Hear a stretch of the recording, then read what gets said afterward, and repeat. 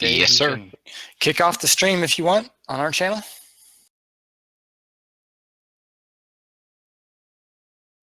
Let's play.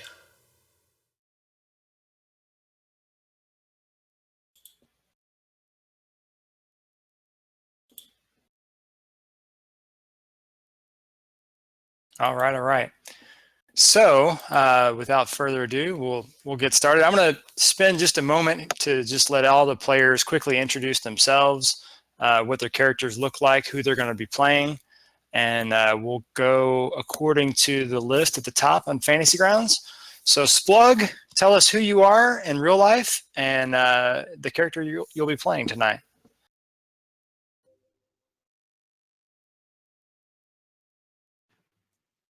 Hello, everybody. My name is David, and I am playing Splug. Splug is a Goblin Tempest Cleric, and he is from a land long, long away called the Nenter Vale. And he has made it across the Sword Sea to the Sword Coast and has taken refuge with a bunch of other adventurers that are looking for loot, looking for all kinds of adventure, and we're going to have some fun. Because goblins do it the best, you know. Nice, nice. All right, Cousin Eddie. Hello, everybody. My name is FSA Schmo. I will be playing Cousin Eddie, the bugbear fighter of noble background. So me and my kinfolk, Cousin Clark, heard about some venturing going on and thought we would see what that kind of stuff was about. I can often be seen parading around in a clothing resembling a bathrobe, wearing a hat made out of some kind of animal, and I love smoking cigars. Very good, very good. How about, is it Tregan or Tragan? We'll go with Tragan. How about that? Tragan Tragan. Mistblade. It is a half-elf rogue looking for some adventure and trouble. And I am Duff563, otherwise running off the Praetor's Rejects channel, and looking forward to adventuring with this group. Splug really thinks that bugbears stink badly. There's a good way to stink and there's a bad way to stink. Evidently, they stink badly. All right, Thurbold. Hello, my name is Jeff. You can also call me Geo. I am playing Thurbold Vec, the human wizard. I was once a functionary of the Host Tower Arcane of Luskan. And thank you, everyone, for coming and joining and listening to my story of how I became the most powerful man on the Sword Coast. And please welcome all of my minions, these goblinoids and others. Very nice. Love it. Love it. All right, Cousin Clark, you're up. All right. My name is Rob Toohey, and I will be playing Cousin Clark, cousin to Cousin Eddie, obviously. I am a cousin. bugbear. Hey, what's up? I'm a bugbear gladiator fighter specializing in tumbling, and I am a young bugbear standing about 7 feet tall, weighing 300 pounds, and I love to collect rumors and spread gossip. Very good. Very good. All right, last but not least, least in stature, perhaps, Vostok. Hello, They still stink. I'm CJ. This is actually my first Fantasy Grounds game, so lucky you cool. guys. Welcome. Welcome. Vostok is a particularly scrawny kobold with black, scaly skin. So his deal is he likes to use disguise self to turn into a gnome, go into a small village, and try to convince the populace to revolt against their overlords. And he does this. He does this by preaching the tenets of anarcho-syndicalism. That's a big word for a kobold, but I guess And then His big plan is if they ever do revolt to go and rob their houses while they're doing revolution. Nice. A kobold with a plan. And so the reason he is now on the Sword Coast, he was further inland. I'm not exactly sure where because I haven't taken time to look at the map. But it actually worked one time, and he got in really deep shit for it. So he had to run. And so that's how we ended up here at the Yawning Portal. Very good. Okay, well, thanks for the introduction for everyone. I'm Doug Davison. I'm one of the owners of Smiteworks, the creators of Fantasy Grounds, and I'm running the going to be the first DM of a group of DMs who are going to be running through each of the tales of the Yawning Portal. And I drew the short straw, perhaps, or whatever. But I'm doing Sunless Citadel, which I'm actually very happy to do because I ran that when it first came out, and Dungeons & Dragons 3.0, and so it was very memorable. It was my wife's first and last role-playing game that she ever played. So I don't know if that's a success or what, but it was at least memorable. She asked about Meepo already, so that's what we're going to be running through, but it's going to play out completely differently than I'm sure it did the very first time I played, not just because of the change in the editions from 3rd edition to 5th edition, but because of this collection of dirty, rotten scoundrels that we have that are going to be playing the game. And that's going to present some really kind of fun stuff. The other thing about this stream is, each of us is probably, we all DM a little bit differently, and hopefully you guys like it. I'm not necessarily a by the book kind of guy. I just try to keep things moving pretty quickly. So we'll see how that works. And that's the great thing about Dungeons and Dragons is you can really kind of play it any way you want to play, and whatever you and your group enjoys and has fun doing. Now, it's important when you have a group of DMs though, and you're going to have time sitting on the other end of the table as a player. You don't want to abuse the power of the DM at all, though, because that stuff will come back and get you later. So I was joking around with Dave about giving his character hell, and he just reminded me very quickly that, yeah, he's DMing my character later this weekend. So, so that'll be fun, and we'll kind of go from there. So to start off, we're in the Sword Coast, which is a fairly heavily populated portion of Faerun, and I've shared the map out to the players. We're going to start out in the town of Waterdeep, which is at the bottom of the map that I shared just a bit ago. And so inside, we're going to just jump ahead to that point to where you guys have all assembled. You've all know each other, and you're coming in as a group at this point. That way we can get right on to the story. So amid the bustle of Waterdeep, within the castle ward, where barristers, nobles, and emissaries battle with word and contract, stands an inn not quite like any other. Before there was a castle ward, or even what could be recognized as an ancestor of the City of Splendors, there was a dungeon, and in that dungeon begins the tale of the Yawning Portal. So in ages past, there was a mighty wizard, Halaster, who built his tower at the foot of Mount Waterdeep and delved deeper into the tunnels, first built by dwarves and drow in search of ever greater magical power. So this is what our good friend Halaster is rumored to look like. He and his apprentices expanded the tunnels they found, worming out new layers under the surface for reasons of their own. In time, their excavations grew into the vast labyrinth known today as Undermountain, the largest dungeon in all of the Forgotten Realms. Halaster eventually disappeared, as have all of his apprentices, but the massive complex he built remains to this day under Waterdeep. And so for untold years, the secret of Undermountain remained hidden from the surface world.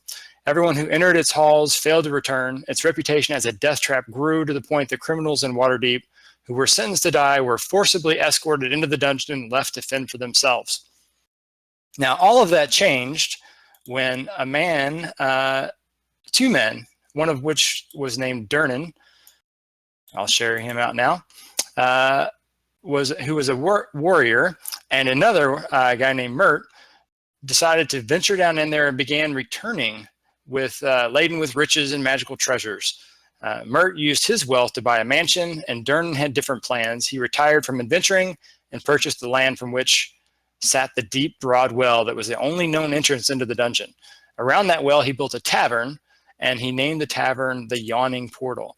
So it's a very famous tavern that draws people from all over, all different types of races and different nationalities, even within the land of Faerun, all come to this area.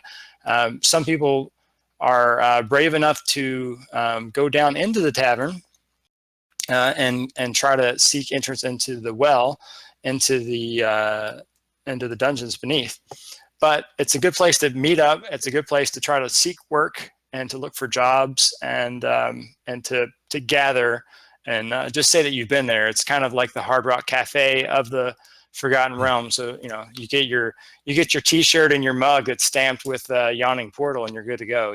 You can hold on to that and pass it down to your kids eventually and say, "Yep, I was there, baby." And so that's survived the Yawning Portal. yeah, I survived the Yawning Portal. And I got a bad case of gas, but other than that, I survived. So you're all there in the Yawning Portal, and it is in. Let's see. Let's show a picture of what Waterdeep is. So this is the city of Waterdeep here. Oh. Yeah, If they let a goblin in here, they'll let anybody in here. yeah. There are definitely parts of the city that you probably won't go into, but this is the part you're in right now, which is the Castle Ward. Okay, so now you guys have made your way through the Castle Ward. A lot of the parts of the city, you're pretty sure that they won't let you gain entry, but the Yawning Portal is popular enough. They know that a lot of people come from outside, and so you're allowed entry into this tavern, at least within the Castle Ward. Dun, dun, dun. Is that the little thing above the door when you walk into the tavern? That's right. Yeah, that's the doorbell, the chime. You hit the button, and the little magical imp sings a little tune. It's all good to go.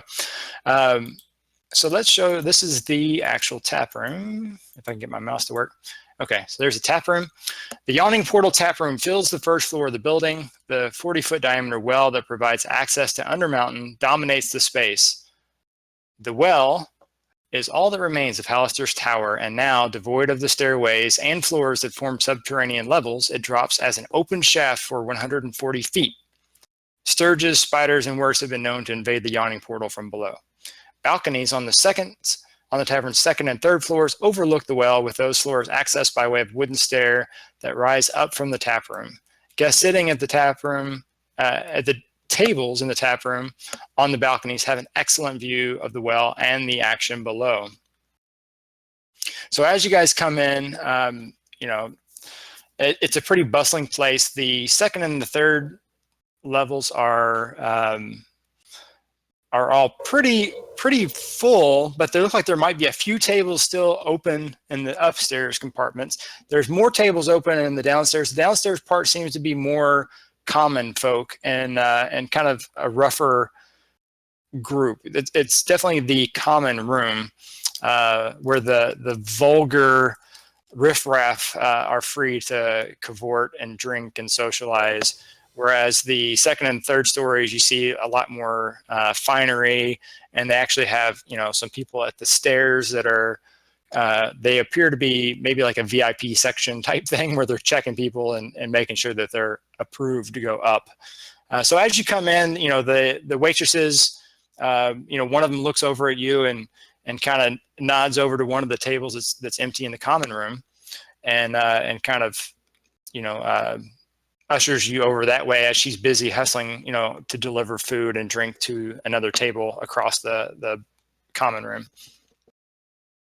There's also, as you guys, enter the area, there's a fairly stout female orc that you notice that's sitting at a table by herself, kind of over by where you've been directed, but one table over.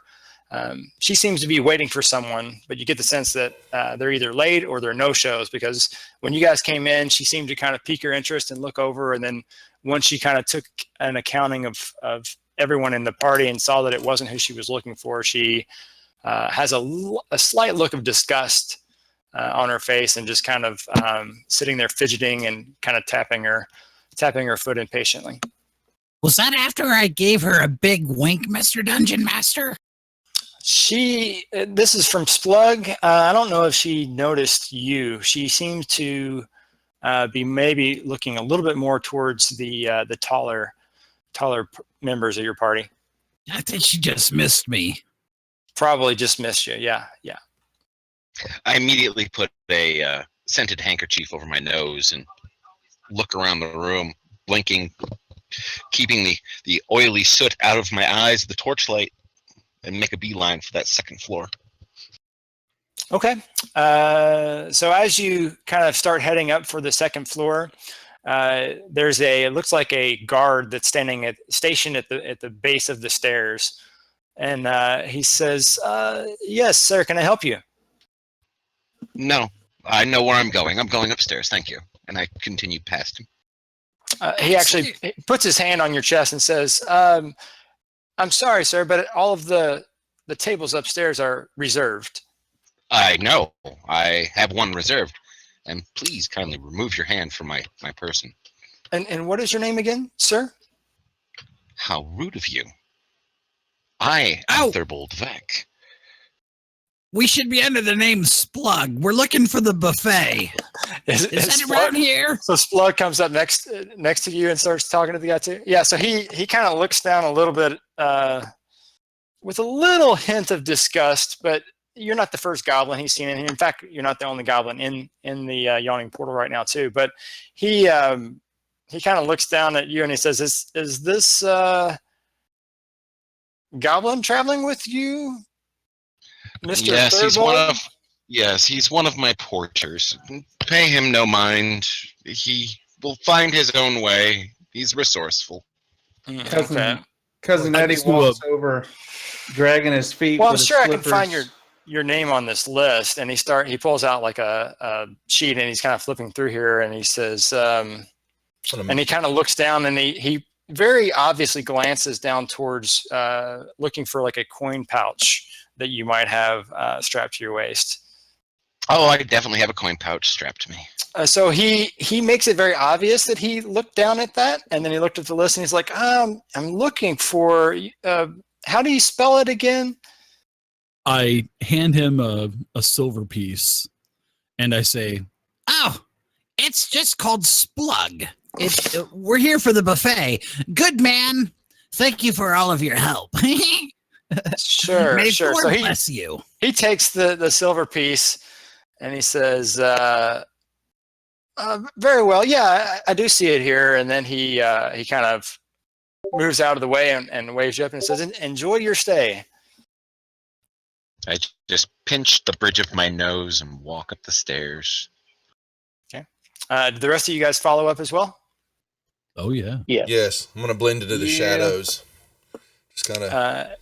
He backs away a little bit further when the bugbears start to kind of move up to go up the stairs, and then Don't worry about those. They're my bodyguards, sir. I'm sorry about that. I'm royalty from where I come from, and the bugbears, they're just hired swords. As you guys get up to the second story, there you see most of the tables are full, at least along the edge, especially right along the edge. But a little bit off the edge is some open seating that's not quite full yet. A lot of the people kind of look over at you guys because you kind of make a strange mix. But nobody else really says anything to you, and you're able to sit down. I'll sit close to the railing so I can look over and look down into everything. Okay. Yeah. I think that porter down there was full of crap. I don't see any buffet bar up here, guys. Yeah. In fact, give me whoever's looking over the railing, give me a perception roll. Do you want it in the tower? Sure.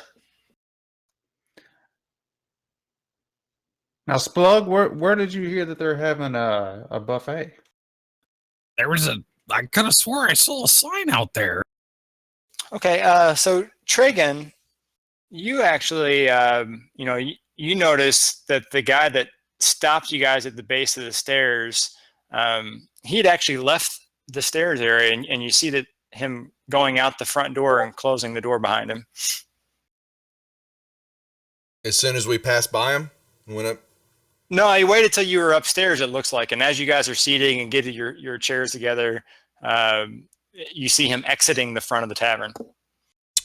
I'd like to follow him.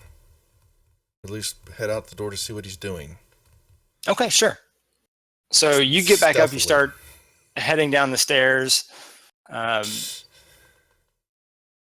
You get out to the front, and you open it up, and you don't see him anywhere. Although he could have blended in with the crowd somewhere, but he's definitely not standing right on the outside of the door. As you're kind of there with the door kind of held open, kind of looking around for him, one of the waitresses kind of comes over to you and goes, "Yeah, are you gonna have anything to drink? You guys just came in, right?" Yes, we did. Let me rejoin my group back upstairs. I'm sure we were getting no order taken care of up there. Excuse me. Certainly. I'll head. Hey, ask him about the buffet. Splug, I do believe your buffet is in that large hole there, over there in the center of the room. You see it, surrounded by those torches. I do believe it's in there. Oh, is it? Oh, is that how you get to it? I see there's a rope. Do we have to climb down the rope to get to the, what you say, buffet? Yes, the buffet. Yeah. That's fancy. You So guys speak weird over here. The buffet. So as you guys are there, you can look down in there, and there seems to be a green mist that's covering the bottom of the well. You can't really see down into the well because of this thick green mist. And there's Reminds me of a home. pulley which is extended over and has a rope that's descending down into the very center of it. And you can't see where it goes. It drops down into the mist. And you hear several people kind of talking and occasionally looking down and kind of glancing at it. And you maybe hear someone say in the crowd, "I certainly hope it stays down there and doesn't come up here. I'm not really looking forward to finding out what that mist would do to us." Hmm.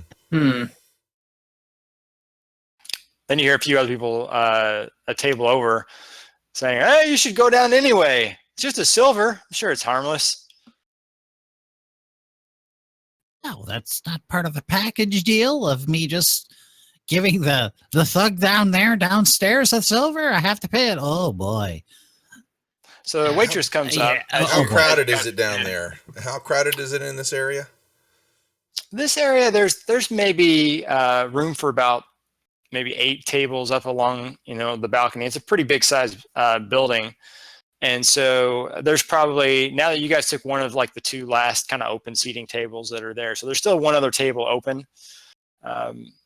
You notice that the orc that you spotted earlier, I'm going to show you a picture. She actually stands up a little bit in disgust and kind of looks around, and she glances up towards the balcony, and she starts heading up the stairs towards where you guys are. Hey, baby, do you come here often? Definitely going to fade into the shadows and Wow. Facepalm.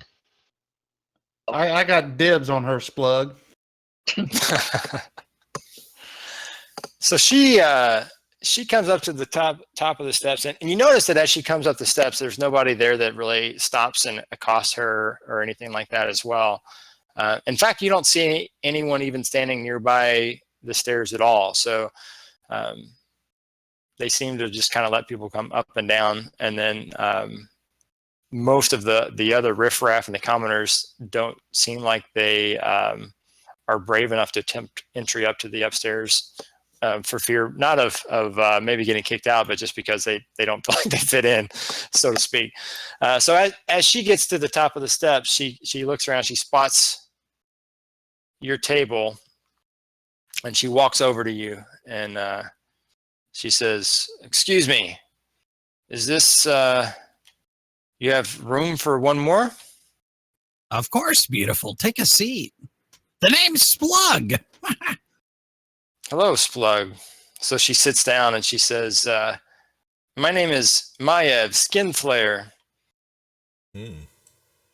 Charming. You might want to see a doctor about that, lady.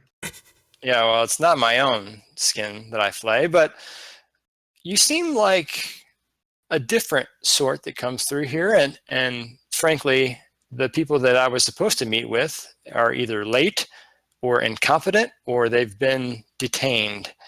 So perhaps you all might be interested in a job. Are you here looking for work? That's what brings a lot of people to the Yawning portal. Depends on the type of work you have. Okay, fair enough. Fair enough. Well, she pulls up a seat and she like waves towards a waitress, and she says, "Let's start off these fine crew with a drink of their choice." I push the seat under her and help her get cozy. Oh, here you go, Mrs. Skinflare. Take a seat beside Splug.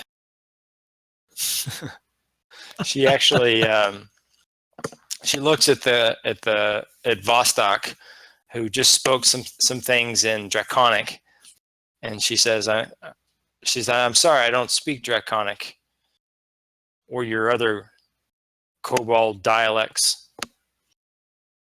That's okay. I don't either. He just kind of hisses. Neither do I. Speak common, you bastard.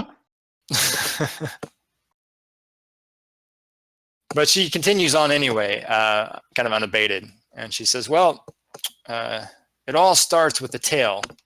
In a sleepy little town of Oakhurst, just northwest of Thunder Tree, in the foothills below where Mount Hottenah blew and shook the landscape. Every year at the midsummer solstice, a lone goblin walks into town with a single perfect ruby red apple. But this is no ordinary fruit. This red orb has the power to heal any disease or other ailment upon eating it. It fetches a paltry 50 gold in most years, probably on account of the seller being a goblin, a stinking goblin, and the humans not agreeing to pay no goblin any more than that.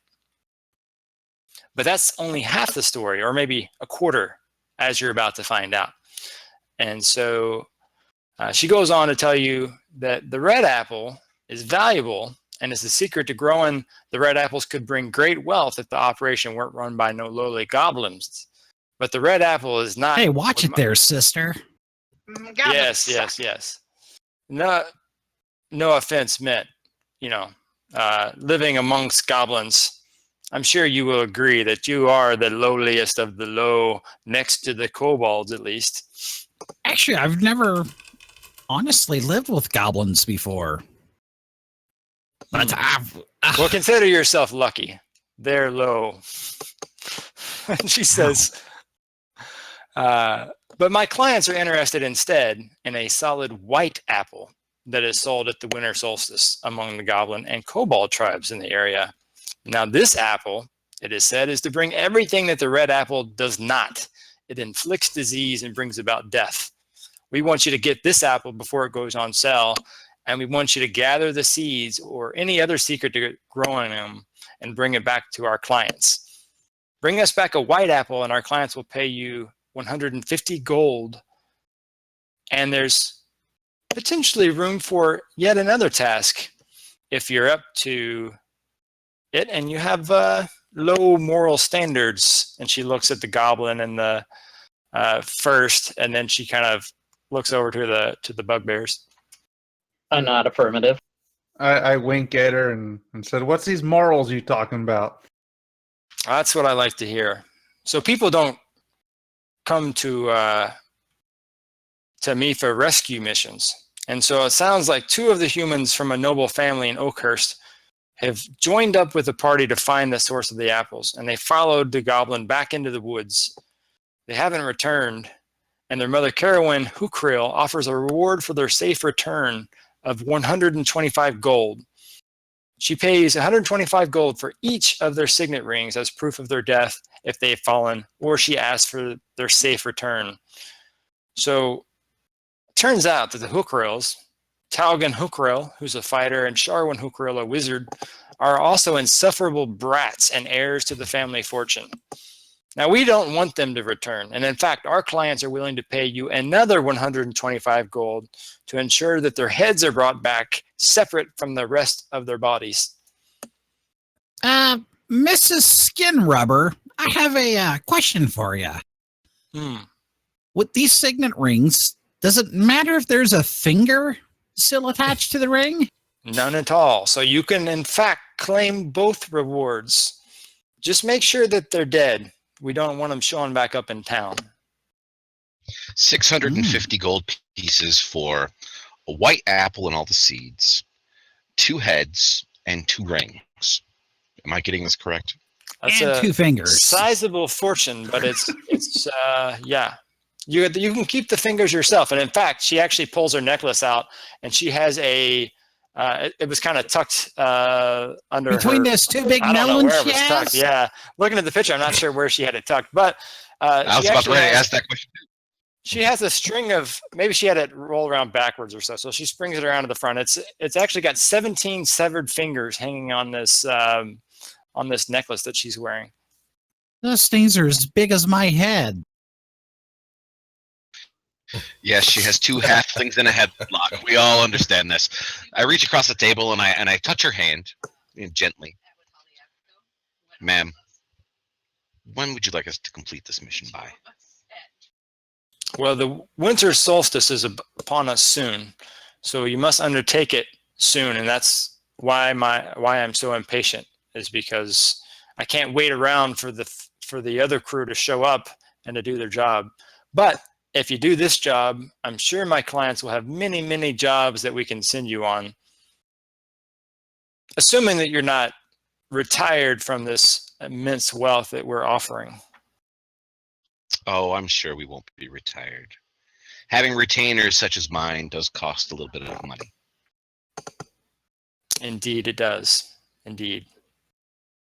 So it must happen before the winter solstice, because the apple will be sold and we'll have to wait another year, which my clients do not want to have to wait for.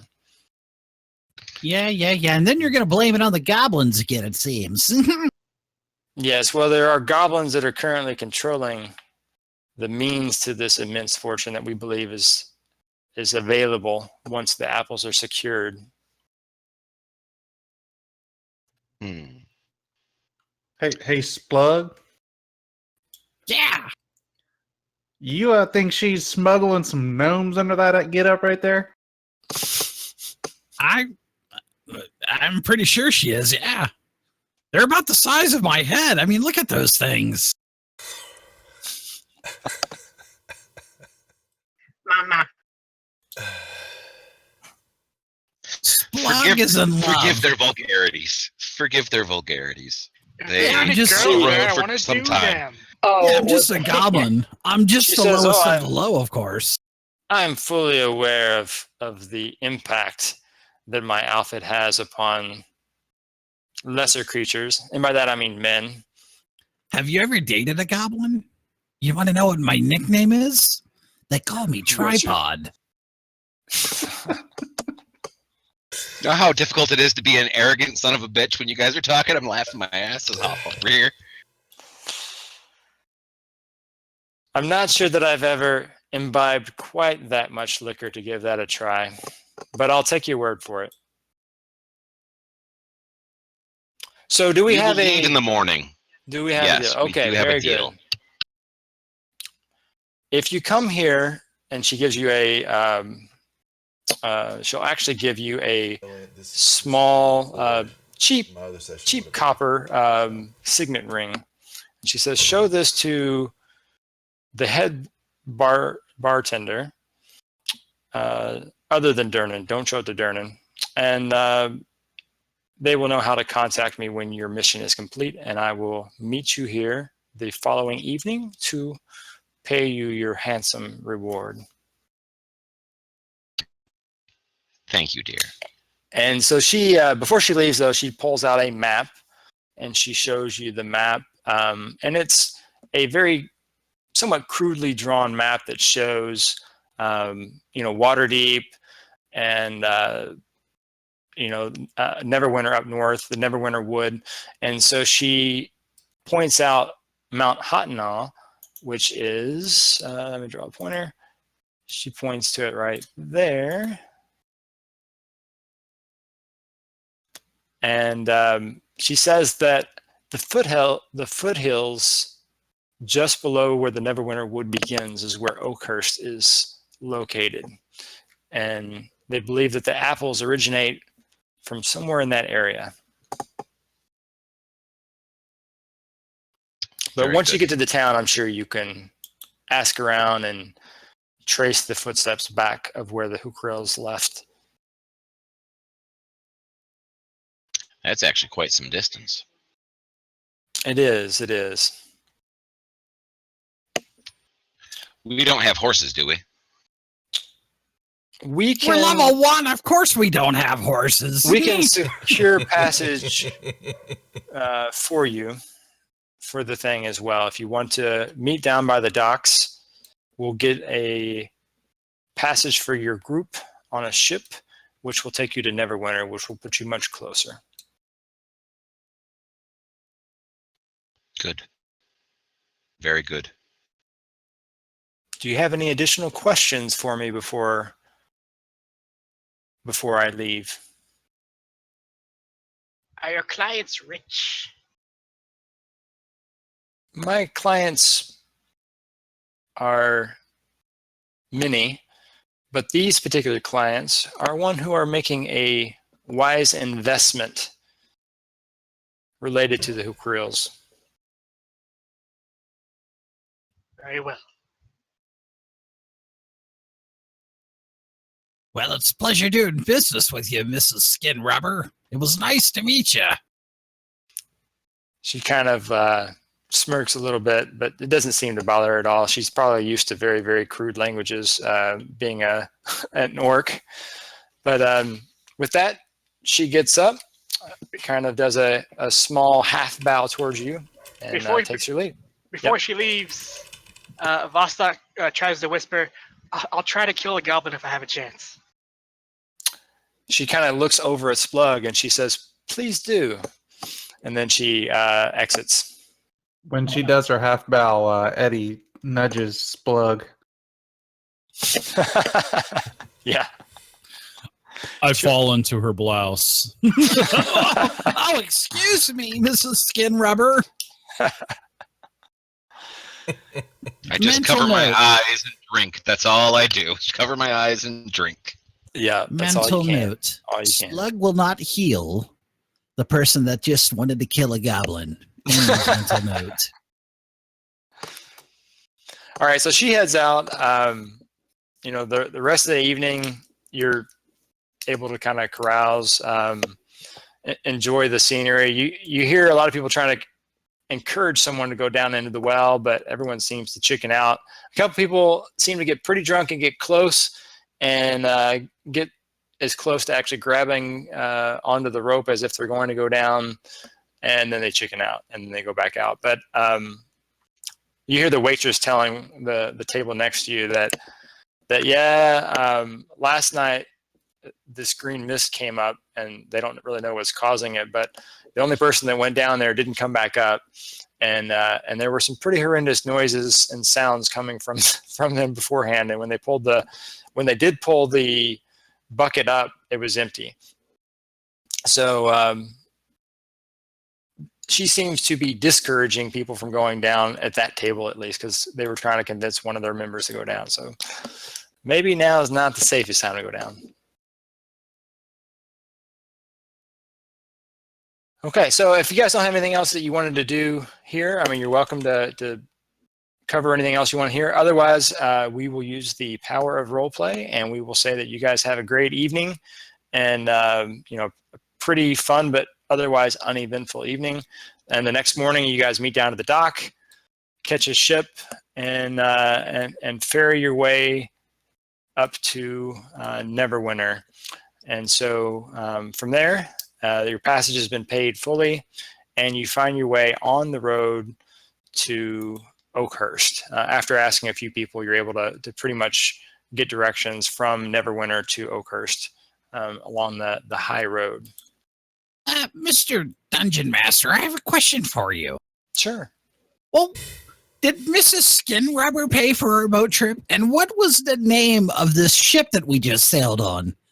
because I floated on an inner tube over here from the Mentor Vale, and that was a pretty rough trip. I'm going to admit.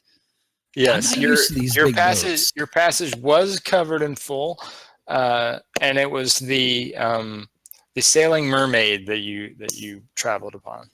The Sailing Mermaid. I was hoping for like Twin Peaks or something like that from what she was had packed in that shirt she had on. Nice. Oh.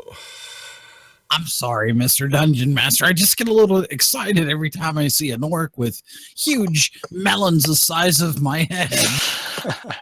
Now remember, you're supposed to be after the apples, not the melons. Did you get distracted? That's right, the apples.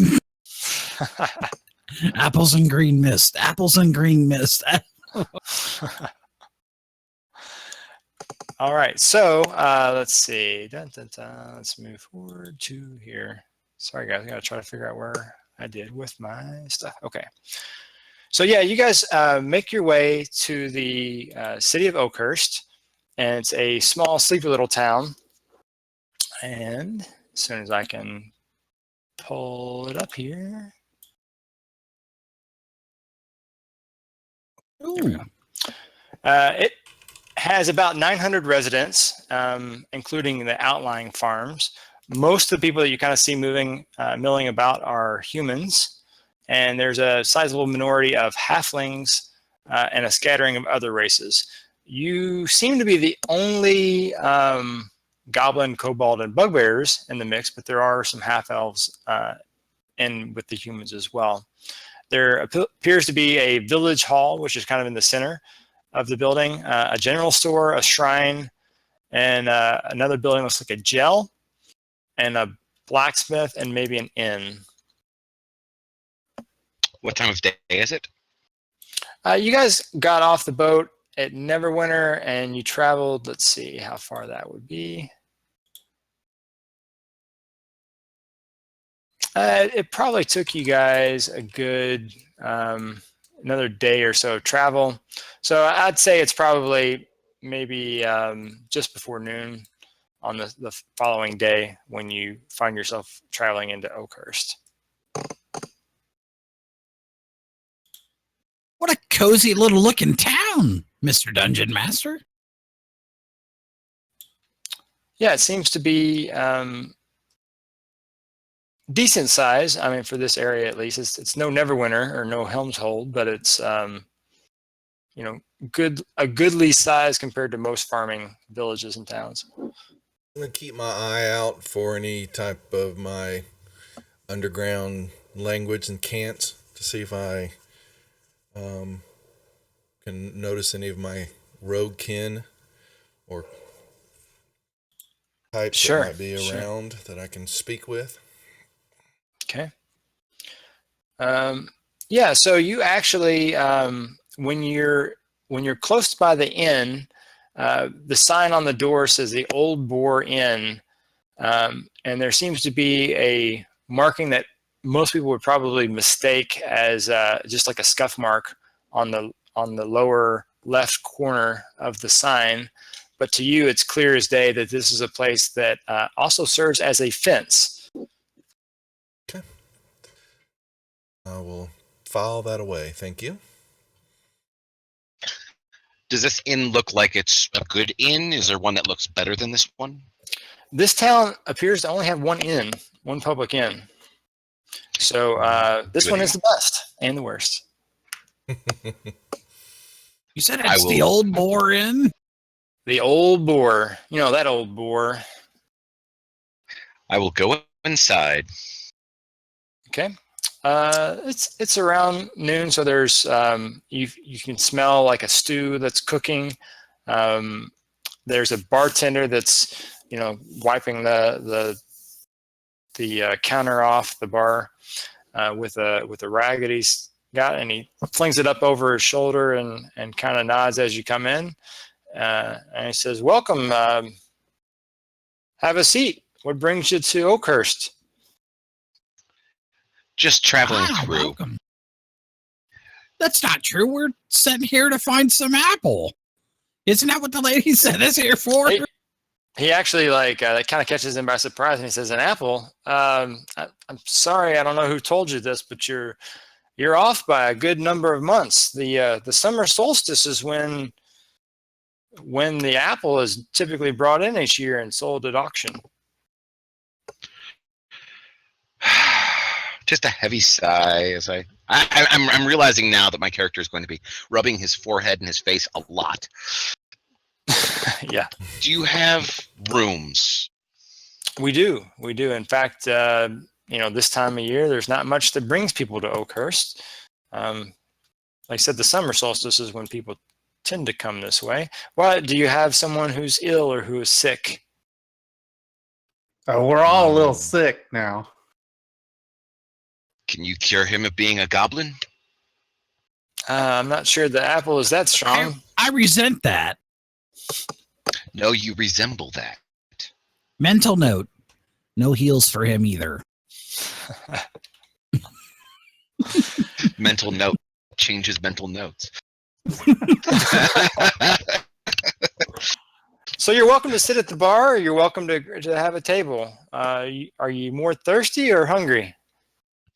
A little bit of both. I don't see a buffet. Do you have a buffet of I'm sorry, we don't have a worms buffet, but we do have a big pot, a big stew on the fire, and it's been cooking for a couple days, and we just added some new stock to it today. So Ooh.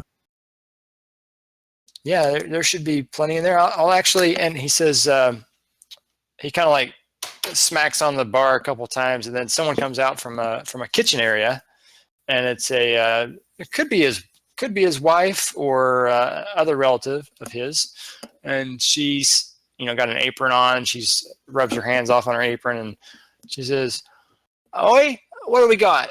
Another group of hungry bellies, eh?" Yes, my dear. Well, you're a Some of sight that for sore lovely eyes, absolutely. Some of that lovely stew would be wonderful. Oh, very good, very good. Coming right up. So she goes back into the back and comes out, a short time later carrying a stack of bowls, and goes over and, ladles out some dishes and puts it down in front of each of you.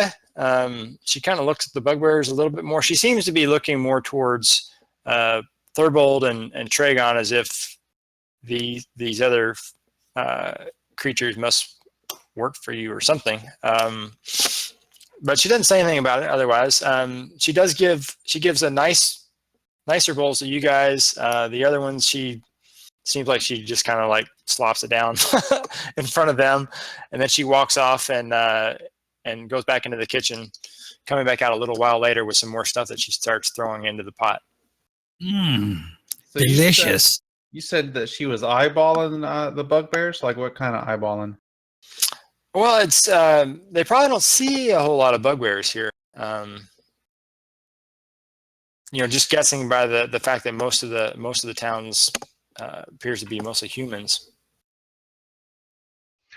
Innkeep, is this woman your wife? Indeed, she is. That's Helga. Handsome woman. You are a lucky man. She keeps me well fed. Her stew is indeed delicious. So, do you have rooms? Yeah, we do. We do have rooms. Do you need any stable space as well? And he kind of eyeballs the goblins and the kobold and the bugbear. No, they will need rooms as well. And we will need your discretion. Or your indiscretions. You see, you seem to have an honest face, so mayhaps I can tell you. I point at Splug. You see him, and I say this in a very conspiratorial but loud whisper. You see him, you see he's actually a holy man of great and immense power, and he's come to bless the fields before spring comes. Therefore, all the crops are going to be doubled. But it's a secret mission. Cannot tell anyone we're here, and you need to make sure that we're hidden away in your inn somewhere where our enemies cannot find us, and therefore blight your crops. And they call him Tripod. he actually first he's looking at you kind of a little bit incredulous as you're saying this, but as you kind of keep talking some more, he seems to be kind of going along with it, and he starts rubbing his chin as he's thinking, and he says, "Well, what kind of enemies would you have? Because I don't really want any trouble or anything." Well, as long as our secrets are kept safe, you won't have any need to worry about it. Do not mention the goblinoids that are here. Hide them away in your attic or wherever you may wish. Keep it I very just shrug. quiet. Well, I'm not entirely sure I can help too much with that. I mean, Do you have what's in it for children? me, really? Do you have children? No, unfortunately, that's the one blessing I haven't got so far. I'm sure Splug can make sure that blessing does come upon your house. But they I might pull come out out my- looking like some goblins, though. Yeah, I have a symbol of Thor, which is a big hammer that's on a necklace, and I pull it out of my armor, and I kind of grasp it in my hands, and I put my hand on the server, and I say, "I bless you with the power of Thor. Rub-a-dub-dub. Thanks for the grub." And then I start eating. Vostok asked who Thor is. Excuse me. You know who Thor is, right? He's the god of thunder and lightning. And then I kind What? I create an orb of lightning, and it just kind of rolls around in my hand. Is the innkeep gone? Is he still with us, or is he back behind the bar? No, yeah, he's still there. Okay. He's kind of sitting in front of you at the bar, and he hadn't served you guys drinks yet. His wife brought the food over, but he's he's just been basically talking with you guys so far. Kind of just reach over to motion for a glass of his fruit of the vine, and little with the hand signal and just kind of my movement, I want to give him the see if he recognizes that I'm looking, understanding that it's the fence. I'm speaking with somebody out of sight, and just kind of throw those symbols and say a few words. I didn't want to go in too big of a spiel right now, but it's kind of a mundane talking, but throwing the words to him that might pique his interest, that I'm going to speak, with him out of sight of anybody else around the room. Okay. So yeah, I mean, there's a couple people kind of over in one corner. He reaches up and kind of scratches his eye on the left side, and puts his arm up at the table in a manner that basically kind of asks if it's safe to talk in front of the comrades that you've brought with you. Sir, if your eye is itching, I have some ointment in my pack here that I can take care of that. Just I cross my arms kind of at the table, and wrapping my fingers on the wood there, and there's a motion of this face to face, on our own, out of earshot of everybody else. Okay. All right. Yep. So he crosses his arms too in recognition, and then says, "Yeah, my eye does cause me some problems. I think it's this the changing of the seasons. But I'm sure it'll get over it soon. I'm sure." And so he's like, "Well, what do y'all have to drink?" The wine for me. Wine, please. Okay. So some wine and he gives out some wine, and he's some wine for the ladies, and then I'll take an ale. Thanks. Yes, the ale. Ale. Yeah, it's not particularly good. It's not particularly bad, but it's very, very serviceable. Wine and ale, both. Vostok asks for milk, the drink of the people. Milk of human kindness coming right up. So I reach up and put a little bit of salve onto his eye. We have some chilling in the well behind the house. We'll send Helga out to go fetch some. So she does that, and then they bring you some nice chilled milk. It's really pretty good.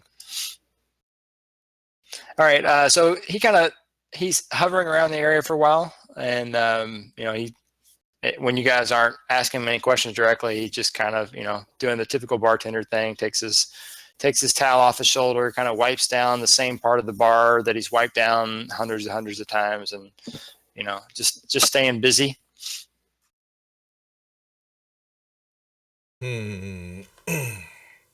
So I'm looking around the tavern. Is there anything else? And this is gone for Oakhurst as well. Is there any kind of like wanted posters or anything like that? I'm kind of keeping my eye open for this kind of thing. Not directly in the tavern, but there did appear like there might be a jail building out in the when you go back out to the main street there. All the different buildings are pretty much all on the same street. It's like a one street town.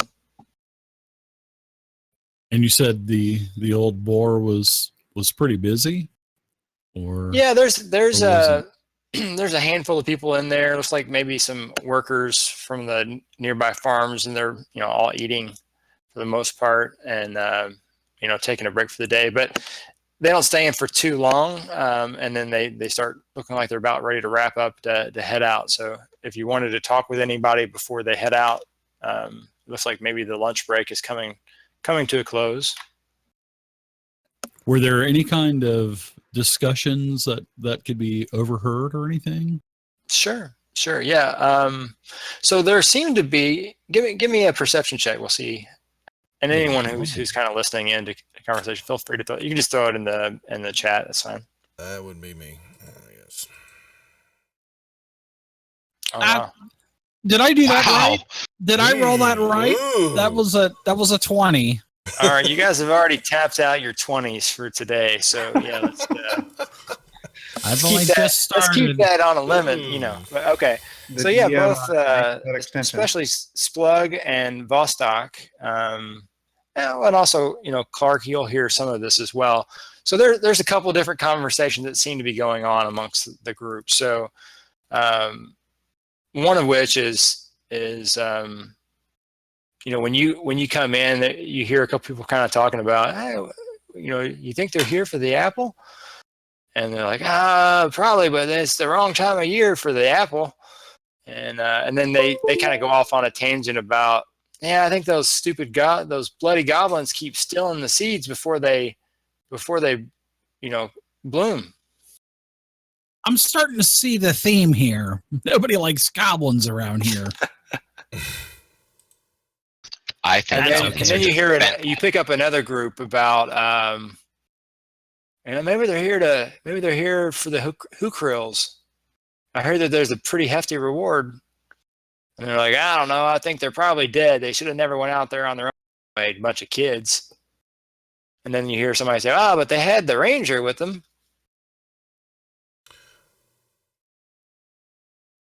Where is this all taking place now? Once again, a couple of the different tables that are seated in the area there. So you're able to kind of eavesdrop as you're sitting at the bar. Yes, I'm going to excuse myself to make myself to the out privy, wherever that may be, motioning or looking for a sign of where I may be able to discreetly vanish. Speak with if the innkeep is the man to talk to, or who that might be, just to get some more information of what's going on around the town and about what's happening here. That's basically what I'm trying to do. Sure. So after a little while, and he sees you head off, he calls Helga to come back up to the front and say, "Hey, can you relieve me for a bit?" And he heads out as well. And then kind of once he goes out there along the back side of the building there's some stacks of wood that have been split and stacked up nice and neat for the fire, and some other kind of stuff stored back behind the building and off to the side in between the stable and the main building. And he kind of spots you and motions for you to come over by the wood pile there. So what do you got? You got something you're trying to sell? I'm just trying to find out exactly what your offers here, and how it works in this part of the area. It's a little unfamiliar. I'm a little out of my neck of the woods, and want to know more. Actually, I'm just wanting to get some information about what's been happening here, other than what the public may know. What some of the goods and maybe stuff that's being run through here. If you can give me an idea of what's happening. Certainly. Well, assuming that we can, work together here, I hear a lot of stuff, so I'm always willing to help out a fellow, Zentarum, and he kind of looks at you and sees if you acknowledge that. I don't believe Am I? Because I don't believe I'm going to acknowledge that. Okay, well, if you hadn't considered it, we take care of our own, so I could probably make some introductions for you if you're looking for that sort of thing. Well, I tap my pointy ears just to, without saying anything. I'm all ears. Of course. No, So, no pun intended by my friend there. well, the first one's free. So I told you all true that you're not here the right time of year for the summer solstice and the selling of the red apple. But I heard a rumor that there's a white apple that the goblins have too. And the white apple is worth even more money in the right hands because it is a deadly, deadly apple to anyone who eats it. So it makes a brilliant poison that can be used. And so could be worth a good chunk of change. And that should be coming up here in the next next week or so, I would expect. It ripens a little bit at a different time each year, but normally right around the winter solstice. Well, a couple of silver pieces kind of float in my hand there, just kind of nonchalantly. What information might you be able to gather about this goblin and their clan, and anything else I could know about them, about how to deal with them, if possible? Yeah. So, what the heck are the name of the? They got a goblin tribe name, and I don't. The name kind of escapes me because it's in Goblin. Don't look at me. I'd probably mispronounce it, or maybe I even misheard it. But it means like the doomsayers, or the devastators, or the dominators, or the something to that effect. But I don't think I have a hard time believing the goblins are the ones really running the show.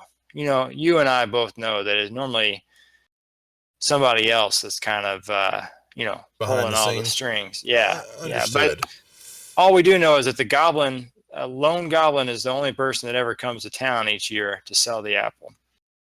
So that's what we know. We know that there was an adventuring party put together not too long ago. They headed out in search of the goblin, and from what I gather, they had a ranger with them, and the ranger had supposedly tracked the goblin. And I might be able to know the rough direction that they were headed. A couple more, the silver pieces. I've got 2 or 3 in my hand right now, just kind of chinking them around. He kind of looks at the silver and he's like, and I've heard tell that white apple could be worth maybe over 100 gold. Mm-hmm. Do we have a name of the lead goblin, or what part of the area are they trying to establish their camp? Do you know which way that might be? I'm not entirely sure, but I will say Farmer Higgins is over on the northwest corner of town, right before you get into the wood line. And so over along the old high road there, and he had paid a small sum of money for some of the seeds from the last year's red apple. And he planted these seeds and, watered them, made sure that they were protected from weeds, all that sort of stuff. And before those things bloomed, somebody came and stole them away. On top of that, they pretty much shredded one of his cows that he had out there. So if I was on the track of these goblins, I bet the goblins have done it. And I bet they lacerated that cow just as a warning not to try to steal their damn apples. So I'm guessing if you have any tracking ability at all, that might be a good place to start. Understood. And I will take the coins and just kind of lay them down. He was by a pile of wood, wasn't he? What you said? Yep. Yeah. Yep. And just put those there, and give him the cross, the signal, of a thank you, and I will be, revisiting with him at a later date, and just kind of turn around and kind of amble back to my group. Okay. Wow, the soup du jour is excellent. What's in this, sir? As my face looks like a glazed donut because it's just everywhere on my face. Oh wow.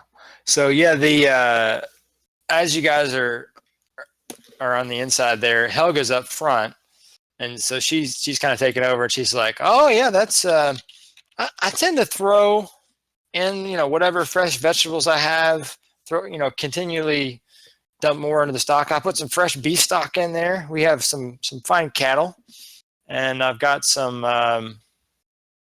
got maybe a little bit of pork in there, and maybe a hen or two."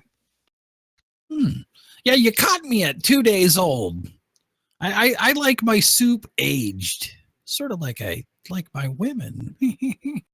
Good Lord. Not you, of course. I mean, I was not attempting to even make a passage because I know that you're married to the fine barkeep here. Yep. So tell me about these missing adventurers. Did you say that they were locally local band of adventurers that's missing? Is that what I heard? Well, not all local. Sir Brayford was an outsider, but he did have a magic sword that he called Shatter Spike, and he was very confident that he could lead the party. Maybe that confidence was misplaced because they haven't come back. But Talgan and Sharwin definitely bought the story hook, line, and sinker. And, they were, they've been raised up in the family to be taught all along that this town was basically be theirs. And so, they're actually think that that's what happens when you have kids and nobody ever tells them no. They just think they can do whatever they want to do. And I'll tell you what, none offense to you, but I'm thinking if you go up to a bunch of goblins and try to push them around, the goblins aren't going to take too kindly to it. I wouldn't think. That I couldn't tell you. I was raised by humans, believe it or not, where I'm from. I will say that you are very well spoken. Thank you. Yes, all of the acolytes, and especially Sister Lenora, they taught me the common tongue. I come from a land far from here, across the Sword Sea, called the Nenter Vale. I hail from a small town called Winterhaven. I never heard of it. Is that past the Neverwinter Wood? Oh, it's a hell of a long way from here. It's across the sea. Oh. I came in via Luskin several months ago. Oh, Luskin. Yeah, a pirate ship. Oh, pirates. They were everywhere. Oh, it was awesome. Well, I don't know that I'd be brave enough to go up to Luskin. Well, I was on a pirate ship after they caught me floating on my inner tube over here, but yeah. I was born and raised here, and I ain't seen much reason to go much elsewhere. Oakhurst has always been right by me. Southern twang now. Your voice just all of a sudden changed. I have that problem too. Yeah, when my soup kicks in, it just You've been in Florida for a whole 3 months, Mr. Dungeon Master, and you're already talking like it down here. Get a little bit of that soup in him, and the twang comes out. Wait till the Texas drawl May comes out. You ain't heard nothing yet. No. So how long have these adventures been in this been on this adventure? They haven't come back, you said. It intrigues me. It's been maybe a 10-day or so. So how many days is that in Goblin? Is that 10 days? I do believe it is. Okay. It's a full ride, Splug. Oh, on boat or inner tube? Yes. Yes. Yes, both. A ride in these lands is 10 days long. Okay, no matter if so it's sort of like what's heavier, 10 pounds worth of hammerheads or 10 pounds worth of feathers.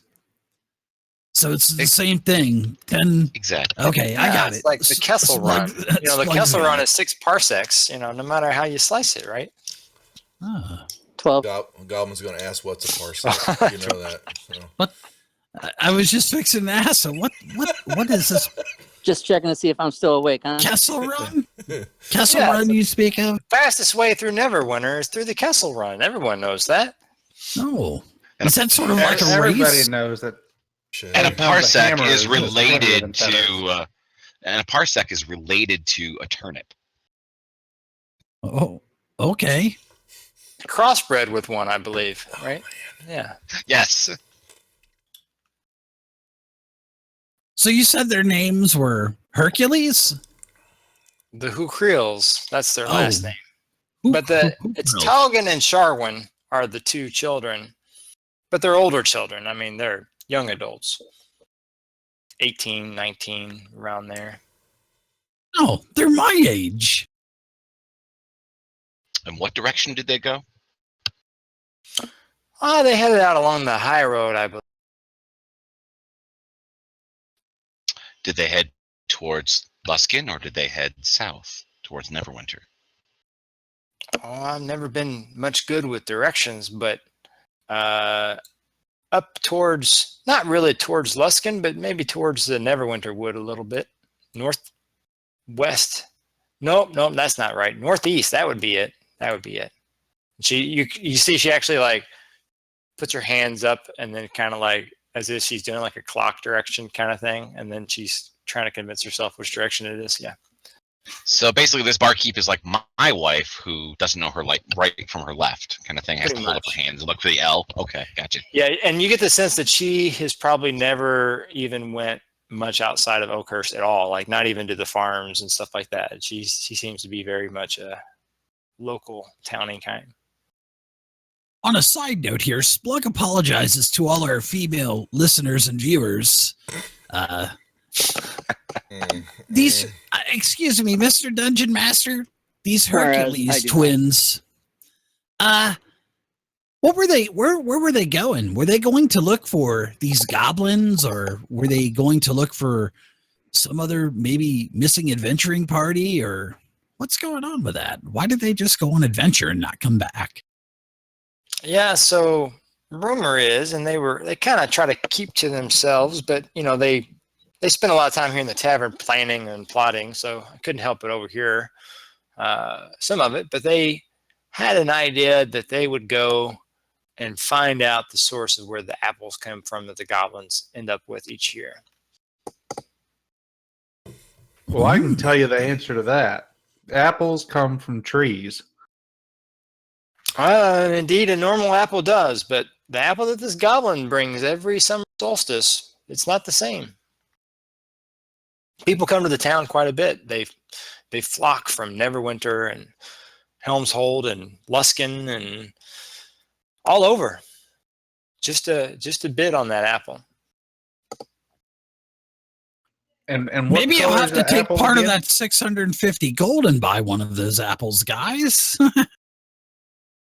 What's 650 gold?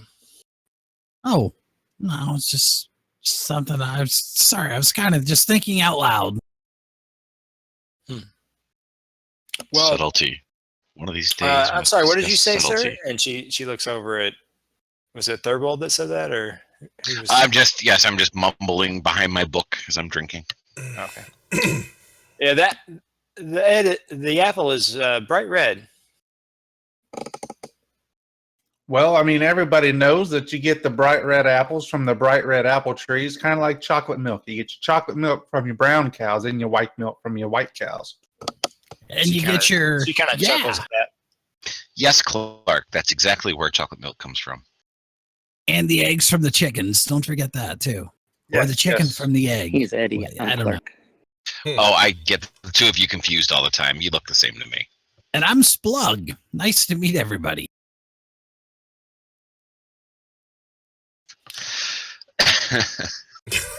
So Yeah, I'm trying to say. I just can't. It's just giggles are coming out of me. I'm spitting up my wine. I'm sorry. So she, after a little while, the bartender comes back and says, "Oh, thanks, Helga," and he takes over.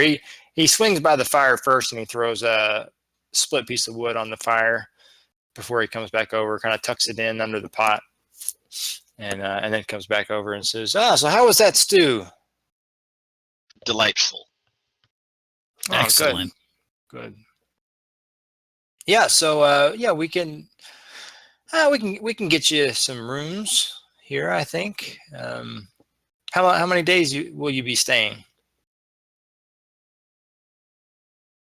We'll leave it open end. Good question. Okay. Well, if you don't mind, I probably let's take a week in advance, and then if you don't need that much, we'll just give you back part of your money. How about that? Well, but what if we do mind? Will your discretion be a part of this price? I will do my best to not announce your presence, but I will say there are a number of people in here who probably all saw you come in, and you do kind of strike out just a little bit as being different than the normal. And he kind of looks over at the bugbears especially. Yeah, that's what I was thinking. I was thinking it was probably the bugbears were a little bit different than what everybody else is used to seeing. That's just what I thought, though. And indeed, everyone might think that this that Splug here, he could be bringing an apple of his own too. Yeah. Yeah, I've already got that a couple times. I guess all of the other villagers here in your fine town of Oakhurst probably are the ones that think that I'm here stealing the apples, but that's not to be. I'm just a simple goblin with a simple mind. How much for a week's worth of rooms? Are you going to double up at all? They can. So let's see. You'll need probably the two little ones will be in each room, or maybe a bugbear. One of the big fellas and one of the little ones can each bunk in a room. I'm sure the cousins have slept with each other before. He's trying hard not to make any sort of a laugh at all at that. Is that what those he's a little grunts bit were the other night? intimidated by them. We all know their parents did. Yeah, so 4 rooms a week. Yeah, we'll say we'll just put a goal down for now, and we'll settle up after. I lay out a gold. Okay. He takes it and pockets it pretty quickly, and says, "All right." And he calls out for Helga. Helga, go get a room. Go get several rooms ready. Make sure they're reasonably clean. We'll need 4 of them. And you don't have to clean my room. Okay, noted. Sorry. There's one bath at the end of the hall, And when you want some Excellent. water, we can heat up some water for you. We typically put a pot on the fire at night.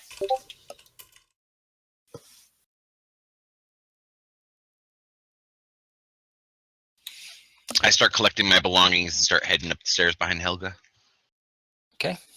Yeah, so Helga takes you up. She kind of shows you where the rooms are, where the bathroom is, which is just at the dead end of the hallway there. And yep. So she peeks in. The rooms seem to be pretty well kept already. And yeah. So if you have any questions, she says, their room is downstairs. If Helga, you need dear, anything. while we're away from prying ears, where is this family that the boys belong to? Whereabouts in town? Oh, you mean Sharwin and Talgan? Yes, where are their parents? Oh, well, they're just right down the street if you go to the old general store, you'll meet their mother, Carowin. Carowin. Carowin. Very good. Thank you, dear. And please bring up 2 pots of hot water for a bath. Certainly. Give And us another maybe bowl of soup? a half hour or so, and then we'll it should be ready. Thank you. All I right, so give she is down. Gertrude a silver piece also, even though I know her name is Helga. I give her a silver piece and tell her thank you. Thank you, Splurt. Splug. Yeah, Splurt. Call me anything you want. I've answered to a lot worse. So, would you also like some water for a bath? I'll just take no, I don't take baths. Once in a while, maybe every 6 months or so. I'll just take another bowl of that soup when it becomes 3 days old. How about that? And if I'm not here in the room, just leave it here and I'll eat it when I get back. I'm not too picky. Oh, very well. So she heads on down the stairs and back into the kitchen. I will throw my things into my room, close the door, and then I'm going to go to the general store. Okay. Just gonna make my way around. Just do my typical in the shadows. I just want to see what's happening, out away from us. Just poking around. Just see what I see. Sure. Splug's going to stay in his room and pray to Thor and memorize some spells. Okay. Yeah, let's see. Doug saying, thank God for that. All right. So yeah, as you go out, you can hear, blacksmith, busy working away, hammering on metal. And then there's not a whole lot of street traffic really. So there's a couple people kind of sitting out. You'll see someone that's actually sitting out in front of the general store and in a rocking chair that she has set up. It's a little bit older, maybe mid-40s, woman with look like her hair is kind of going a little prematurely gray, but she seems to be, otherwise in good shape. How is her mood? Does she seem to be anxious, stressed? As you come up towards her, who all is traveling as well? Eddie will stroll through the town in his slippers and robe. Clark is going to go to lie down.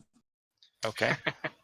Splug puts on a smoking jacket, Full on and his roleplay. ascot. Yeah. So I'm gonna kind of watch, see if anybody's following my companions as they're doing their out and about. Just seeing if anyone's taking notice of who we are. You do.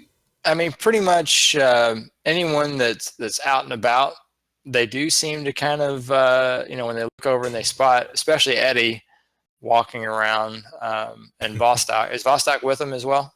Yeah, he's looking for a beggar or another transient type person. Okay.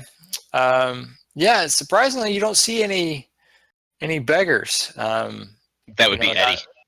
Yeah. Town's right. probably not large enough to support that here, whereas they would probably all flock to like Neverwinter. Yeah. But it just doesn't quite have the population to really support that. But yeah. So as you guys are kind of walking around, you're definitely drawing a lot of attention.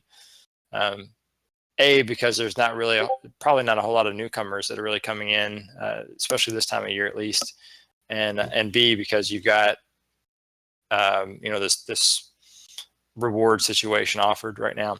So as you get closer to the general store, actually, the lady stands up and kind of like straightens out her shirt. She kind of pulls it down and brushes off her long skirt, and she says, Have you come for the reward? You must be Carwin. I am indeed. Have you any news of my children, or are you yet to embark on your Well, search? my lady, we have yet to head towards Neverwinter Wood, and we hear that your sons have gone that way. My son Perhaps and my with daughter. Oh, I'm very sorry to hear that, but I'm sure a mother knows with her own intuition that they're still alive. I certainly hope so. Now, you mentioned a reward for your children.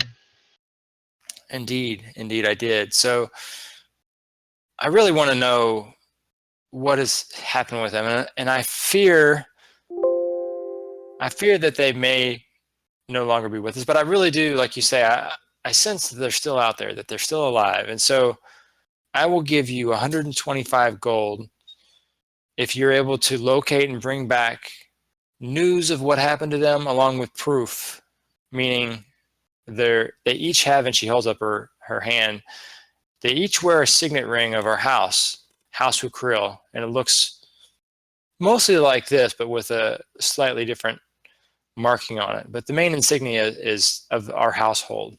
They each bear one of these, and if you were to return with these, I will give you 125 gold for each of those that you return. And if you're able to bring them back alive and safe, I'll give you another 125 gold. Now the rings, does it matter if a finger is attached to them? She kind of like looks at you in shock, and she's just kind of not really sure how to respond to that one. These are my children you're referring to. If they are no longer with us, then I would appreciate their bodies to be brought back in as good a condition as you can, so that we may give them proper rights and a service. Of course, my dear. But I, as you, must feel that they are alive. Now, I am more concerned with the transient that brought them to the wood, that filled their heads with these stories. Terrible, terrible stories to bring such fine young folk out into a dark wood. Tell us more of him. I assume you mean Sir Brayford. He was the one who's not from around here. He was seemed to be a respectable he was a paladin of Palor. At least he claimed to be. And he did indeed fill their heads with stories of adventure and so forth. Then some of it may be because their father, who, bless his soul, is no longer with us anymore. He had made some of his fame and fortune originally through adventuring. So I think that they were very anxious to prove themselves as well. But they're all I have left. And so I just want them to be returned home safely.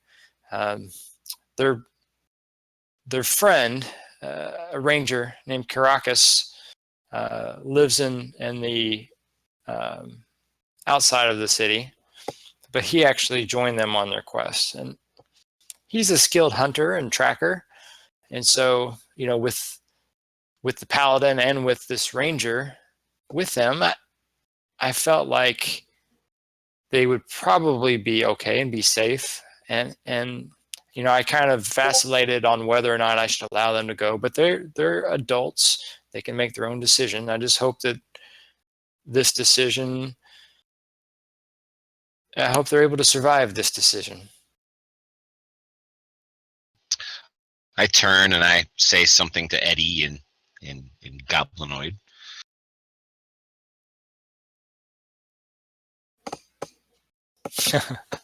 Is something wrong with your companion? And she looks down at the kobold who's throwing up at the side. He's He does that from time to time. It's all right. he's retching in response to the human's flowery speech. Yeah. Gotta love it. I'm part of the bourgeoisie. Very much so, yes. Milady, we will find your children for you. We will bring this villainous pretender paladin to justice for you. And yes, may the gods rest your husband's soul. We will make sure to find all of them well and bring them back here for you. Or at least their fingers, by the way. Sorry, I'm not there, by the way. She says, well, I pray that you do. Should you need anything for your journey, any stocks, any supplies, then by all means, you know, I would be happy to help supply you. Well, thank you very, very much. I will check with our companions and I'll discover if they need anything. But in the meantime, something else has occurred to us when we got here, that there's some talk of goblins in the area. Do you know of these goblins? Well, yeah, there's one back at the hotel. Yes. So there are indeed goblins in the area. And normally they don't come into town, except for during the summer solstice when they bring the apple. However, you know, my husband was an adventurer, and so he has talk of where he suspects that they have always been. And so there is a rumor that the old road, which skirts the Ashen Plain, that there is a citadel that has once belonged to that area, but has fallen into ruin and disrepair. When the Mount Hotna erupted, it you know, caused a lot of damage and devastation. A lot of buildings have collapsed and caverns have collapsed and so forth. And so there was rumor that there may have once been a place referred to as the Sunless Citadel, where they evidently worshipped a dragon named Ashardalon. Ooh, a dragon. That sounds like a terribly interesting adventure that a paladin would fill some young children's heads with. So do you think perhaps this may all be related to each other? It certainly could be.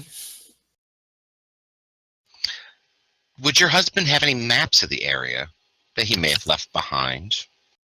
You know, I haven't looked through his stuff since he passed, but I tell you, where are you staying?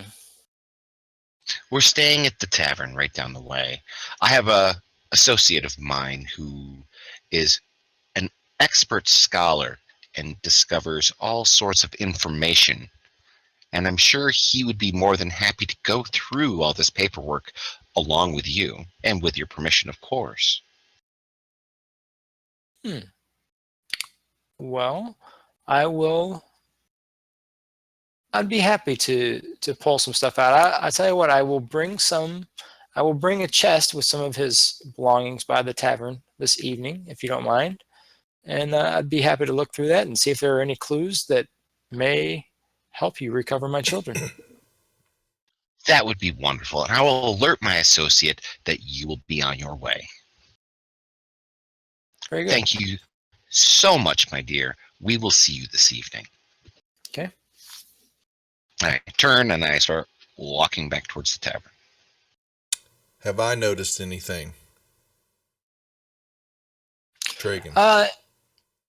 Yeah, so you notice when when they're over there talking with when Thurbold is talking with Carowin, that there is like a village hall that's a larger kind of the government building, essentially. That there's a well-dressed man that seemed to be paying very extra special attention to that whole conversation from afar. Seems very interested in it, but he didn't approach and didn't attempt to introduce himself. Will I be able to recognize him if I see him again? Do I get enough? Yeah, certainly. Okay. He is better dressed than most of the other occupants in the area, and he's got like a nice handlebar mustache as well. That's pretty unique. I'm just gonna chill back out and not move and see what he does after they walk away. Okay. He watches as they go all the way back to the tavern. He watches them go into the tavern, and then he goes back inside the building. Okay. I'll resume my way back then toward my group. Okay. So if no one else has anything else planned, later that evening, Carowin stops back by the tavern, and she has with her a medium-sized chest, one that she can kind of hold and carry pretty easily. And so she asks for the party at the at the tavern, and then Helga comes up and knocks on the door and says, "Excuse me, Mr. Thurbold, sir?" Yes, dear. So Miss Carowin is here. Carowin Hucrill is here to meet with you and your assistant. Oh, excellent. Do you have a private dining room we could use? Sorry, we don't, but we do have some tables that offer some privacy, maybe off in the corner. Excellent. I'll make sure that the cousins provide the rest of the security, because we need to speak to this poor woman alone and quietly. Very good. So she comes down and kind of relays the message. And I'll knock on the doors of the rest of the party members, and I'll explain to the cousins their role in being dating. Oh, back so soon. We found the woman, Splug. Was it Splug, whatever your name is? Yeah, it doesn't matter. So is that the lady Goblin. that's going to pay us the 650 gold pieces? Well, we're not going to be doing it for the quote-unquote money. We are going to be doing it because she is a grieving mother. Oh, now, well, you may be doing it because she's a grieving mother, but I'm doing for my portion of the 650 gold. Well, that's going to make a fine offering to my deity. If we convince her that we're doing it out of the goodness of our hearts, oh, of course we instead of for the money, she will give us more money than 650. Splug gets it now. If she's grieving now, just wait till we bring her kids' fingers and heads back. That's what I'm talking about. Are we by ourselves right now? Make sure I'm pitching. I sure do hope so. I haven't gone downstairs yet. I'm still at people's rooms. Helga's sitting there going, "Yeah, you should bring back the fingers." What? Yeah. Sorry, because I'm going to sketch out the face of the man and relay that to Thurbold. That his conversation had piqued the interest of someone else here in town, and do we ask the lady if she knows, or we want to find out more? Oh, definitely. However, Tregan, I have a most important task for you. You see, this young woman has brought with her a number of her unfortunate demised husband's papers. And could you look through them to see exactly how much the family may be worth? Please. I will. I will be more than up for the task. Thank you. And I will go ahead and ask, actually, Splug, you seem to have a great repartee with Helga. Why doesn't Splug ask Helga about who this man is? And I hand Splug the picture.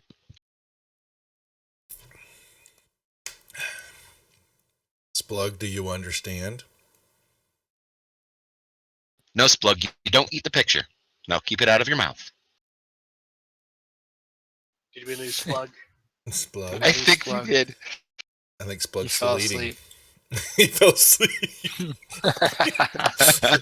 No, I'm not asleep. No, it's Plug. It's Splug. We lost Splug. And where did you see this man? He was when he were across the street at the town hall.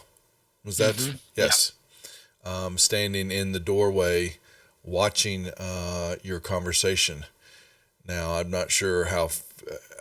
I didn't ask. Sorry, but Mr. DM. But if they were in voice earshot, of him being able to eavesdrop, or was he? Did I get the impression that he understood or was being able to hear what was being said? Probably too far away to hear clearly, unless he had Something some magical means of listening in. Yeah. So I'll relay that information. So standing in front of the town hall, dressed better than most of the rest of the populace, a little portly, and very self-important. Well, I'm also going to relay I think this person would be your. Go ahead. Well, but I'm also going to, that brings to mind that watching when we were back at the portal, the Yawning, what our lovely security guard did when he left. I didn't relay that to you, but noticing that as soon as we went upstairs, then following him out, he hastily made his way out the door and disappeared into the crowd. So we may have more than just a happenstance that these people, we may have somebody else watching us. So. Vostok, would you like to go and possibly see if this overinflated, self-important, self-indulged man is possibly keeping something from the people? Gladly.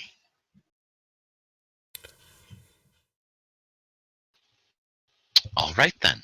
And I will start to gingerly and with care look through this information that has been put before me, making note of anything, items that look of importance or out of place, maybe, too. Of value. Value. Okay. Something that we can steal. Or murder her and just take. Okay. Yeah, give me a let's see, what would that be? Let's do maybe just a straight intelligence check, or if you have any investigation. Oh, skills. investigation, baby. Okay. So what you're able to kind of piece together by looking through this, and so she brought a lot of documents. Some of them are older maps, most of which are hand-drawn. There's a few that look like they may have been professionally done by cartographers, and which indicates that at some point in time in his career that Mr. Hukril was probably fairly well financed, or at least fairly successful to be able to afford professionally cartography. But he also, you're able to piece together collectively just the overall sense of the number of adventures that he had been on and in his adventuring career. And so it looks like he had done maybe 5 different expeditions throughout his lifetime. And it's hard to tell since she only brought really like maps and some general kind of notes and stuff that they don't have lists of what he found during these expeditions. But just judging by the scope of some of these with regard to like the maps, there were probably 5 fairly significant expeditions that he'd been on. So again, if he was part of a adventuring party or whatever, he would have probably divided those things out. But that could very well have been the source of their wealth. Okay. Is there any link between the paladin and the husband? There does not appear to be any link between the paladin and the husband, at least from these notes. I mean, do you want to ask them any questions about that? I mean, she's here with you. Miss Hookrill's with you. Yeah, so. I mean, if there's nothing in the papers, that's something I would like to ask, yes. Okay. My dear, did your husband know this, and I will air quote it, paladin that came to take your children away? No, I won't say. I don't believe he had ever met this paladin that came through. But he did claim to be from Pelor, and I know my husband had fond thoughts of clerics of Pelor, at least. Have you received a ransom yet? We have not.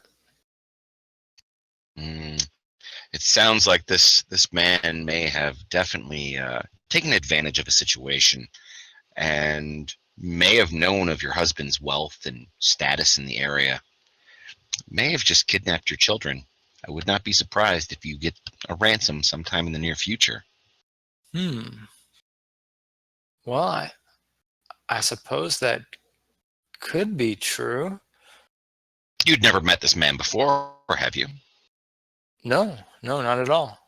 And your husband never spoke of him, but he seemed to appear out of nowhere, take an interest in your two children, and then lead them off into a wood. Sounds like kidnapping to me. Well, yeah, I suppose it could be. I mean, that's definitely a consideration that I hadn't really thought about before. Well, then, in that case, time is of the essence here. We will have to go into the wood as quickly as possible. You said that you would help supply us if we need things. Typically, I would never have asked this, but since time is of the essence, we do want to get your children back before this despicable man does something horrible to them. Like sending fingers back. Like sending back pieces of your children. Exactly, Eddie. Oh, gods. That would be horrible. Oh, I know, but we've seen this before. Someone pretends to be a paladin and leads children off into the woods, sends back pieces of these children along with ransom notes just to make the parents pay. Well, he did seem very holy. At least he was convincing. Oh, you would be amazed at how well these rogues, these rapscallions, are able to just dupe somebody who is a good-hearted person like yourself. It's terrible. But if you could open your doors to your store, my companions and I will leave immediately after we've provisioned. Is that good for you? Well, that certainly sounds very reasonable, and I appreciate you making this a priority. Of course. We will forget our own business. Your children and their safety comes first. Absolutely. So yes, I will meet you first thing in the morning, and whatever you need, for your expedition. Oh, my dear, we should go tonight. Okay, yeah, sure. Tonight it is. Excellent. Gentlemen, let us be away.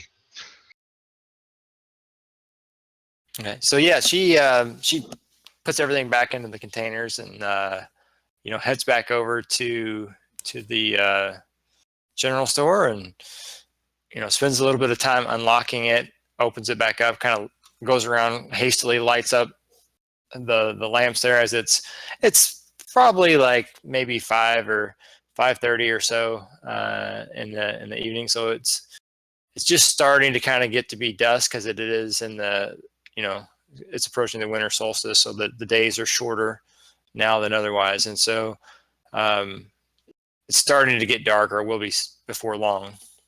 So yeah, she lights up the lamps in her general store, and she says, "Well, what kind of supplies do you need first and foremost?" Ooh. I will leave that up to my companions. I have everything that I need, but I will continue talking to her while they're picking out their gear that they need or they want, to continue to press the idea that this paladin is actually a terrible individual who is going to do terrible things to their children, and every second that we wait is too long, and I'll just keep doing that. I'll also get Vostok back from across the street and shoo him in so he can scurry around and find things that he may need as well. Yeah, so you're laying it on thick, and it seems to be working. So give me with advantage a persuasion roll. Excellent.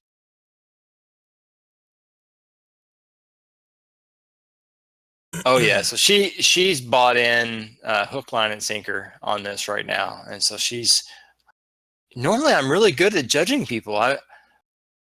I never even considered that, and so she's pretty much like, you can tell she's very much thinking that this must be what has happened, that this guy has come in and fooled her and tricked her, and so she's definitely going along with it. Damn. Excellent. What a ranged weapon. What has she got here in this store? She has mostly kind of general items, but she does have like ammunition. She doesn't have any real weaponry. She might have a couple bows and maybe a crossbow, but other than that, other just simple weapons, if anything. I have no ranged weapon. She probably has. She might have a couple javelins. Or, I'll grab another stack of bolts, if that's all right. Yeah. Or one of the bugbears could just throw you Vostok, then you become a ranged weapon. Well, no, this is Tragan. Tragan. Tragan, sorry, this is the half elf. I'm looking at just possibility down the line. Hand crossbows, long. All I've got are simple weapons and hand crossbows. What? Yeah, I don't have enough money. All right, well, we'll just have to get some money. No. There's no money involved. That's the whole purpose of me talking her up.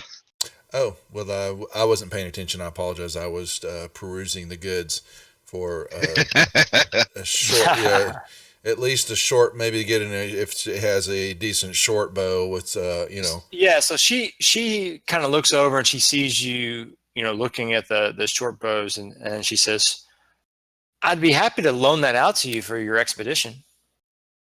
Oh, kind lady, I would appreciate that.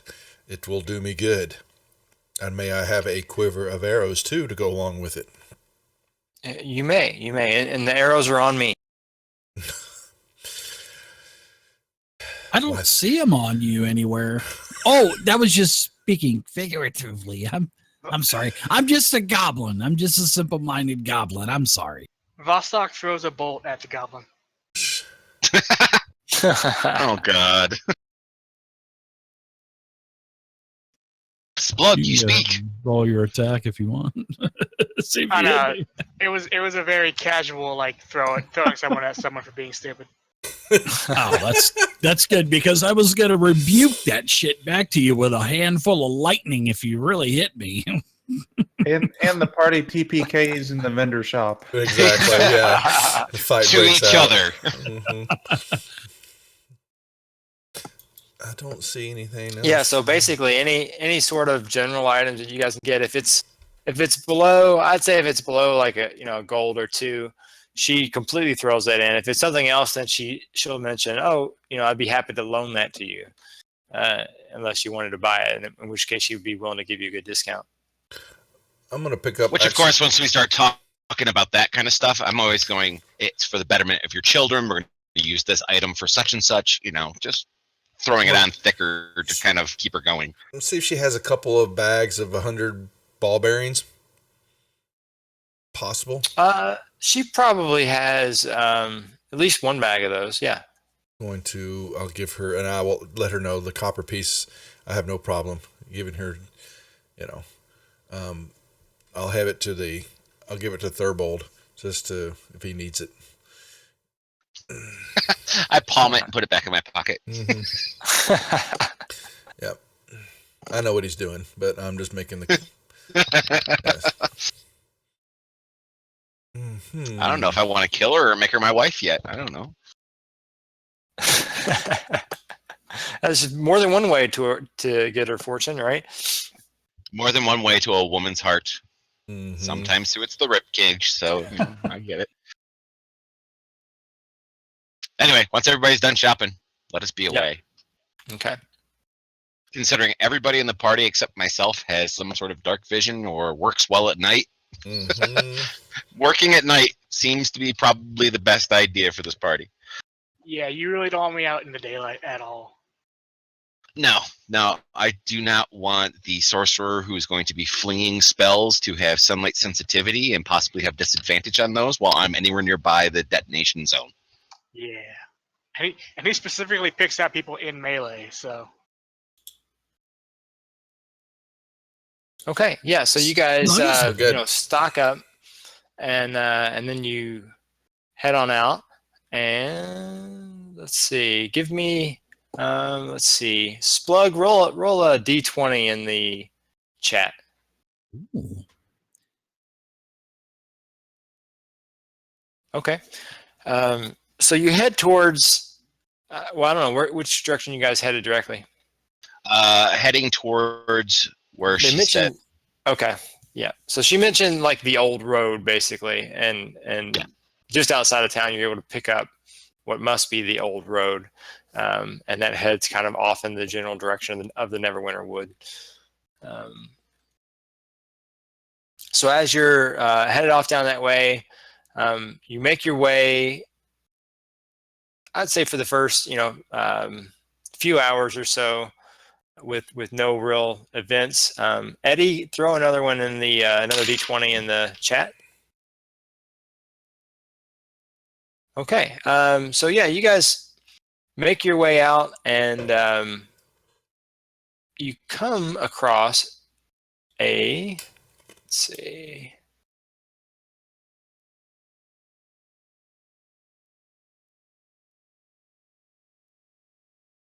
Where is my little list? Okay, here we go. Okay, so you come across a ravine, and sorry, I'm losing my story here. Where did my story guy go? It's like I haven't run this. Yeah, it's like what was I saying earlier about if a good DM was prepared, but you guys got me. So you're doing an excellent job, sir. Yeah, Do I get inspiration for that, by the way? Yeah. But you know what? Actually, Thurbold, I will give inspiration to Thurbold for doing a great job of milking as much information as possible, coming up with a kind of creative little story there. Why, thank you, sir.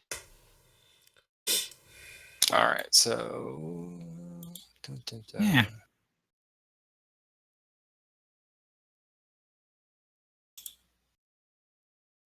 I must have interrupted Splug during his prayers because he vanished on us for a moment. He did. He was probably doing some praying. Splug has been here the whole time. On the porcelain goddess. Thurbold, let Splug know. Ask Splug about what he may know in this area, please. Oh, I shall. Splug, do you know of any of the goblin clans in this area? Did you hear any of that information?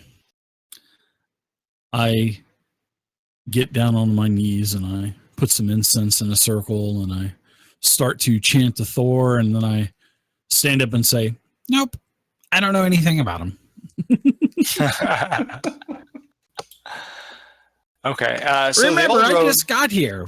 Face I'm palm. not from this land. Face yeah. palm. Face palm big time. I'm not from around here. So the old road winds through kind of some rocky downs near stands of old growth oak and past abandoned farms. It's about 7 miles from Oakhurst when you guys come across a narrow ravine. At the road's closest approach to the cleft, several broken pillars jut from the earth where the ravine widens. 2 of the pillars stand straight, but most lean atop sloped earth. Others are broken, and several have apparently fallen into the dark depths. A few pillars are visible on the opposite side of the ravine. On one, a sturdy knotted rope is tied to one of the leaning pillars on its side of the ravine. The ravine itself runs probably for several miles in either direction. Wow, that's a long way down. 30 or 40 feet across at most locations. Mr. Dungeon Master, you said that there was a rope tied to this? As in like part of the bridge or tied like to a single pillar. rope? So there are some pillars kind of sticking out from like the edge of the ravine. And one of those has a rope tied around it, and then the rope is dangling off the side. Oh, so it actually goes down the side of the ravine then.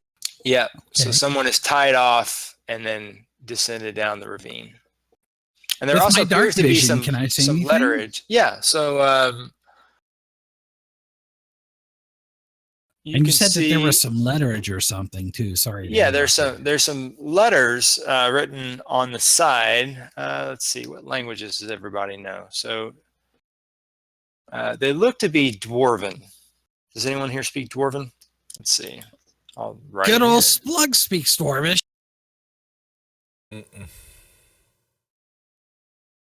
Sister Lenora was a dwarf back in Winter Haven. That is how I learned the Dwarven tongue. I'm sure you learned that tongue very well.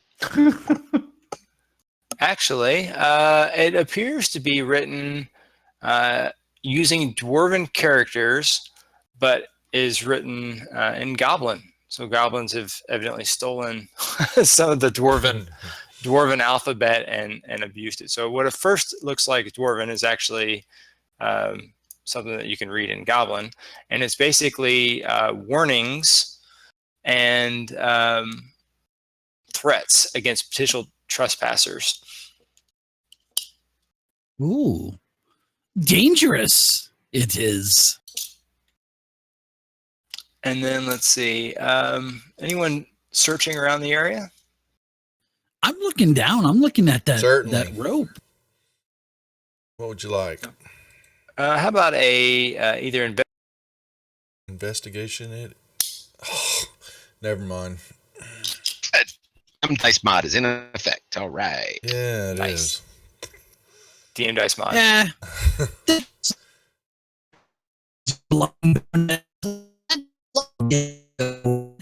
Uh-oh. Is that just me?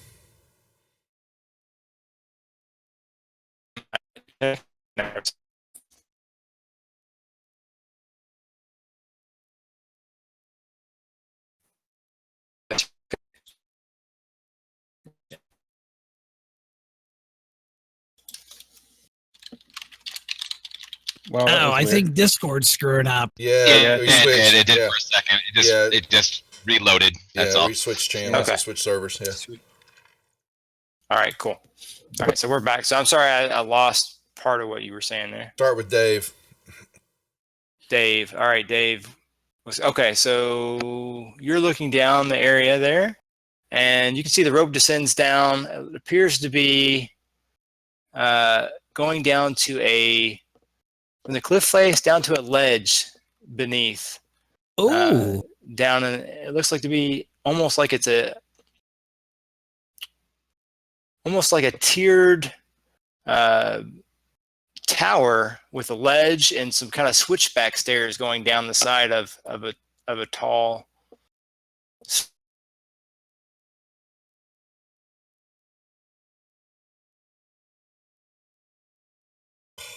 It's about 80, maybe 80 feet down.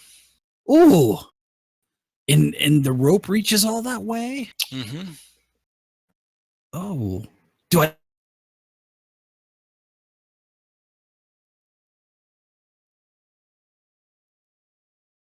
Down there too?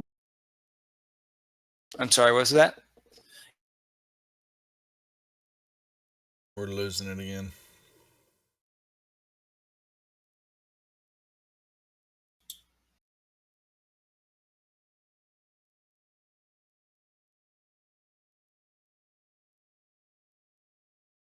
No. Oh boy. Who I heard you. Now I hear you there. Yeah, I can hear now. We lose our DM. Anybody else here? Yeah. Hello? Yeah. Hello? Testes 1, 2. Technical difficulties. Yep, I'm hearing all y'all except And you said for- there was a bunch of stairs, right? Yeah, once you There get we down go. to the ledge, it looks like there's some stairs that are kind of cutting back and forth from the top ledge down. How far down? Guys, do you want to go down here? This looks pretty interesting. Well, the rogue is nimble enough, could possibly shimmy down there real quickly to see what trouble is brewing.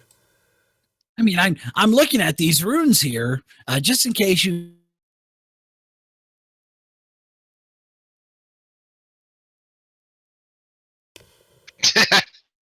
But hey, I say let's go for it. I mean, if we're going to get 650 gold and a bonus, hey, and all we need to do is get a couple of fingers, I'm all for it. Of course, I'll give I them their agree. rights, and yeah, I'll give them their rights. I'll read them their rights. Well, I'll I perform agree. last rites. I'm sorry about that. We call it something different back in Winter Haven.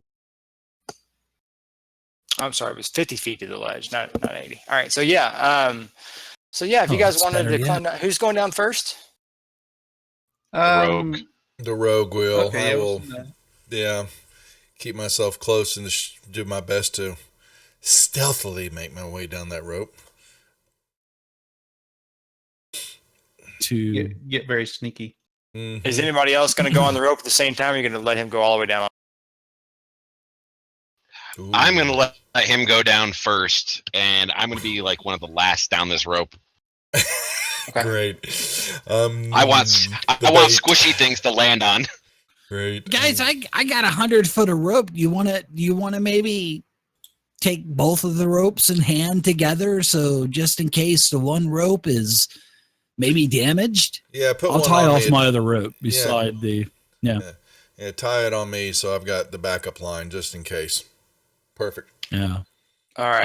I'll tie it up for the other big ones going down, and then I'll be the last one down so I can get my rope back. I tell and you then what, I'll on just the climb on the down party next. sheet on the marching order, I got Tragon going down as 1. Go ahead and just use that and plug in the order that you want to be going down the rope. Clark will go forth by himself. Okay. How do Eddie will go second. Just there you go. Eddie will be second. Who's third? Nobody's third. We want to skip to the fifth. I will be fifth. Mr. Dungeon Master, I'll go last because I want to get my rope back. All right, so Vostok, you're getting third, evidently. And you can That's- see that's Splug fine. is well traveled. I have like an adventurer's pack with a bunch of things hanging off of it, like a tinderbox and a pot and all kinds of stuff. All right. I've brought And- everything in the kitchen sink. So it's, it's starlit right now. The moon's probably up as well. So you guys can see, you guys are outside. By the time you've gone out, it was a 7-mile trip or so.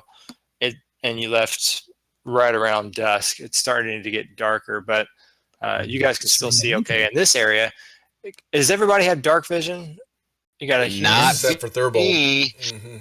All right, so Thurbold, what are you going to use for your light source? Because you're starting to descend down into darkened area that's going to be in more shadow because of the ravine. If you need a torch, I can give you one. I And definitely my name's need a Splug. torch. I'm 18. I'm 3'5", 40 pounds, and I like long walks on the beach at night. Kind of reminds me of back home, In actually. Luskin. 18. And yes, I'm 12. we only live to be about 40, you know. Oh no, I think we live to be 120. But we Jeez. mature Sorry to hear at the that. age of 6. Nice. Wow. Here's a torch for you, my man. And he Why, pulls thank a you, torch Splug. out of his pack. You're welcome. All right, so I love micromanaging my character sheet. I love it. Tragon slides down.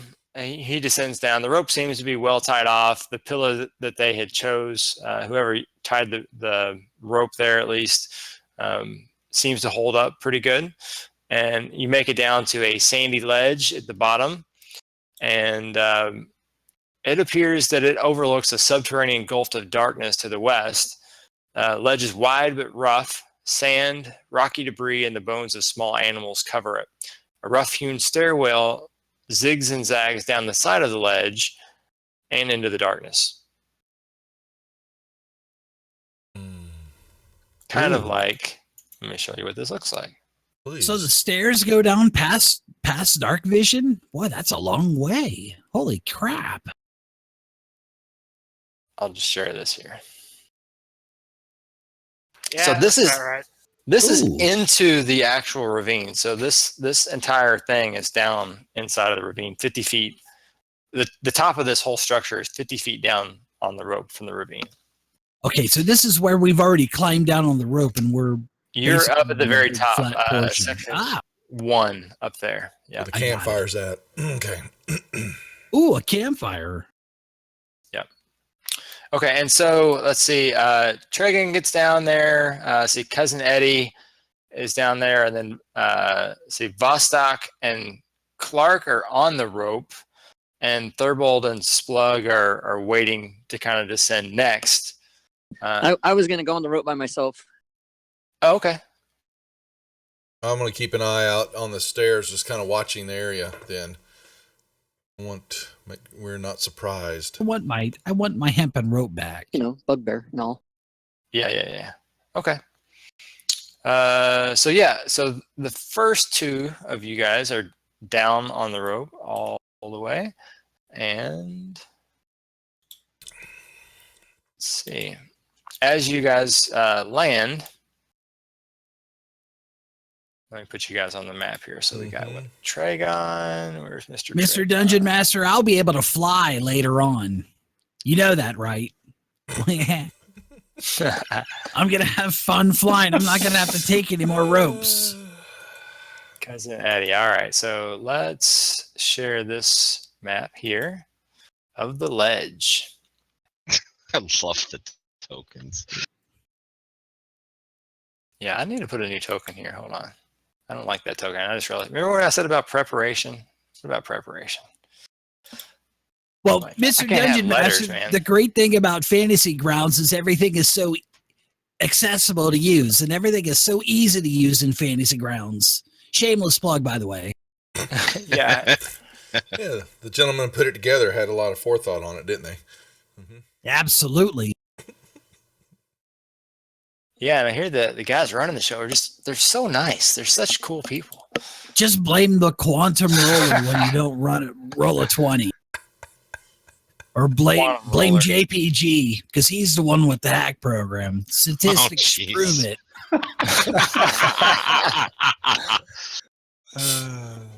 I need Gotta watch all right. out for that JPG guy. He's trouble, man. He's definitely trouble. All right, that should give me, I think, enough tokens here. I should be able to find it. All right, cool. Let's try. Dun, dun, Jesus, dun. Mr. Dungeon Master, can you hurry it up over there? I'm trying to keep. Time is money, Time friend. is money. I told you I That's should. what the goblins say. Technically, fingers are money. Oh, fingers No, can be worth rings are money. The fingers are extra. money. Extra. That's right. All right, cool. Vostok might not be aware of this. So as you guys are there clambering around, where's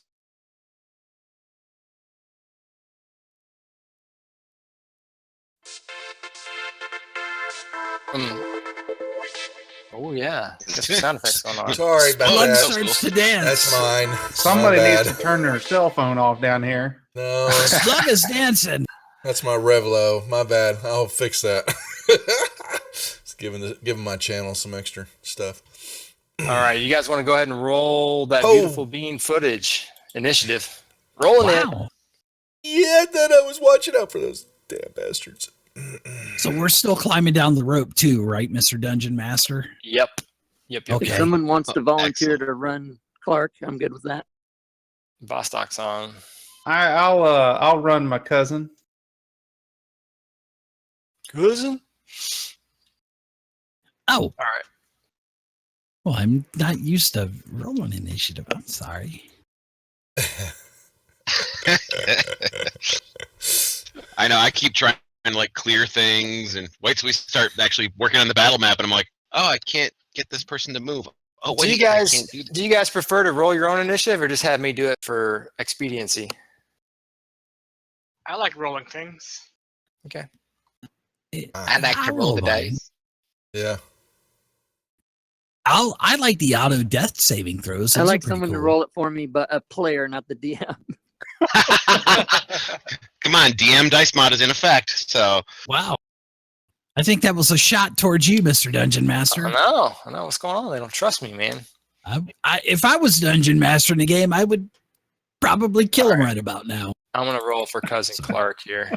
All right, there we go. We're all Wow. set. Well done. Nice roll. Yeah. All right. Thanks for hanging out, JPG. So I'm assuming that these rats came up out of holes, or where did they pop up from? Yeah, so this the whole thing, there's basically like crevices and stuff in the actual ground and stuff, and so they come up through that as soon as they sense movement. Me. Well, since I am up first, drawing the rapier and this lovely rat number 3 being so close to my compadre, we'll put a sneak attack on him and skewer him, I would hope. Would be possibility here. Move over. And Laughing, climbing down the rope. Rats are pretty tough for it, especially where I come from. They're as big as dogs.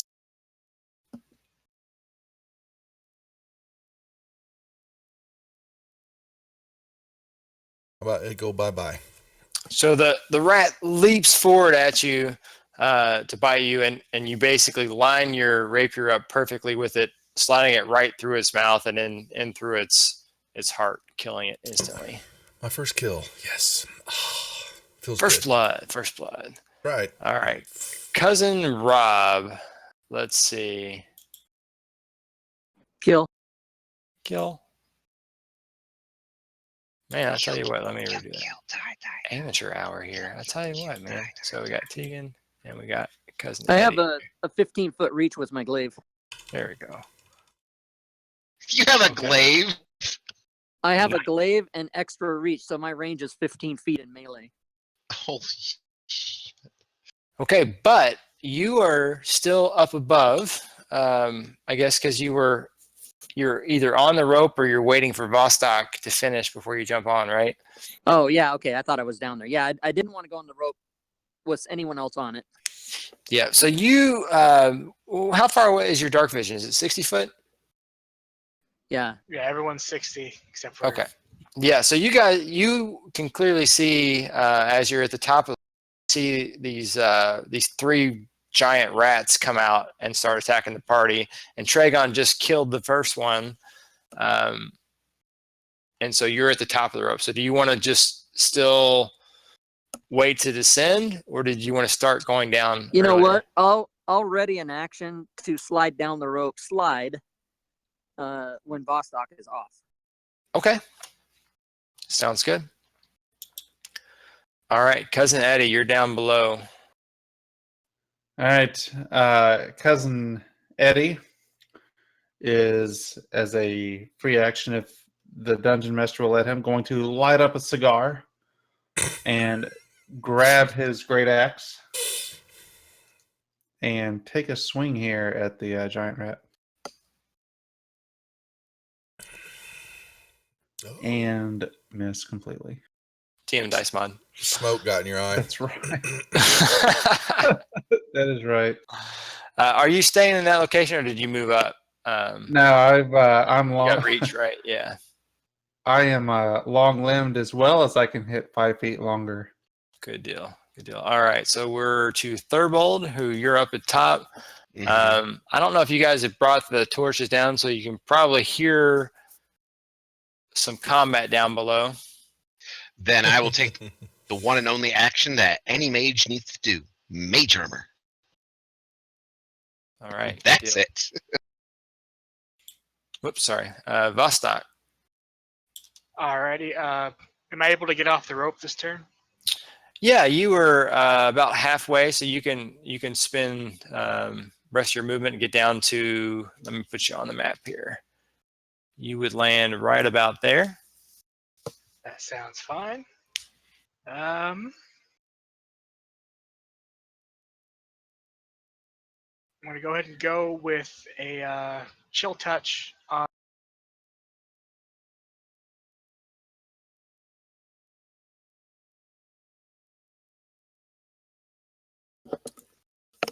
I'm afraid Discord might be cutting out on us again. No, I might have forgotten to hit my button. Do I need to do anything special to target the rat? You can control click on it if you want, or you can pick up and drop the dice from your attack action onto it. There you go. It's targeted now. There we go. All right, and I'm doing a chill touch. Okay. Cool. So yeah, you hit it. Now let's roll some damage. Doesn't Fantasy Grounds make it so easy to play D&D? It's so excellent. Nice. So yeah, you blast it. It's still up, and if you want, we will do. Was it Clark? Is still, or is it? Yeah, Clark is Yeah, still I'm ready gonna- to slide down, right? I'm ready to slide. Yeah. Okay. So yeah, you slide down, and so Clark, now you had a little bit longer way to go.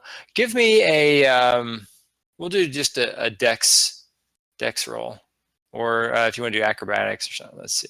What we got here. Okay, give me a dex roll because Oh, are you not? Let's see. yeah, I'm not at the table. I'm in bed. Oh, okay. All right, not feeling good. Okay, yeah. So we'll do acrobatics. Let's see how. Yep. You slide down with grace, unbecoming of a bugbear, and you manage to land down below. And I'll say that just took your regular movement because you were sliding down. Okay, am I within 15 feet of a? You are rat? within 15 of yep. I will attack away with my glaive. All right, so let's pull up your thing, your glaive.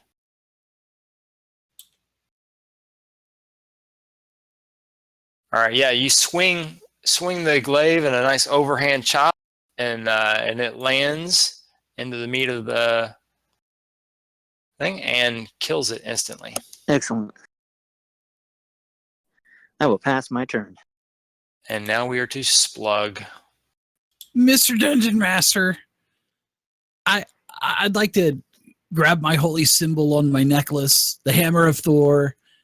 It's on a long chain, so I can kind of extend it out. And I want to smite this rat. And I know I'm 50 feet up. I have a 60-foot range. Would I be within range to smite that giant rat? Yeah, I'd say it's just barely in range. You're such a great dungeon master. I will go ahead and call down forth the power of Thor to smite thee with a sacred flame. Nice. Oops. I think I did the damage first. You did damage I think first. Well, we'll see if it... Sorry, I don't get to play very much, Mr. Dungeon Master. Oh, you got an automatic failure. Oh, that's it. It had a failure. That's what I get. Yeah, no, it's a saving throw. So yeah, it failed its saving throw. So yeah, you were able to deal the damage. So you did smite it. 5. Okay. Yeah. Yep. Take that, rat. Take it. Take still it all. alive.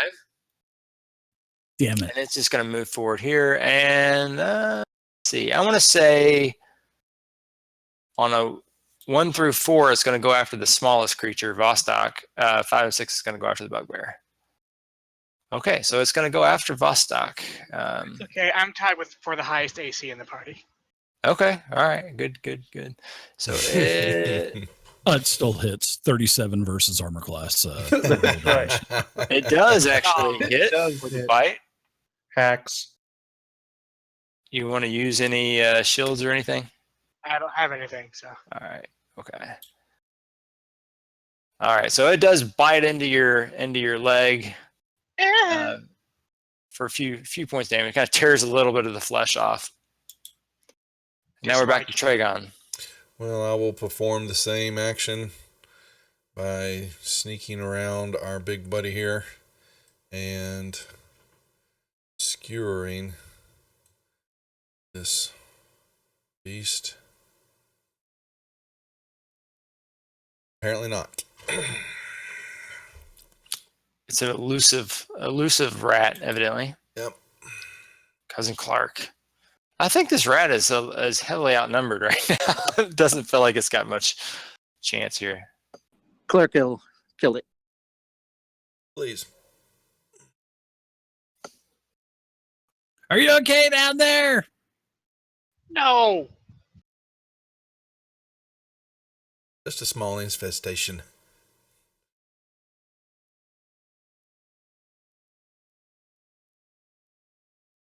Am I doing Clark's roll? Let's see. If Yeah. you Cousin if you Clark. want to release Clark, I'll run him. Okay. And I have a question about that glaive with the extra reach. Because the rat's next to him, would he have disadvantage to attack? I don't believe so, Yeah, I don't think the rules as written. do it because that way. the one that applies to is lance, not blade. Ah, it's the lance, not the glaive. Okay. All right. Let me see. Clark here. We'll release him. Clear owner. There we go. Fucking Clark, man. What's your last name, Cousin Clark? Clark. Griswold. Yeah, Griswold. All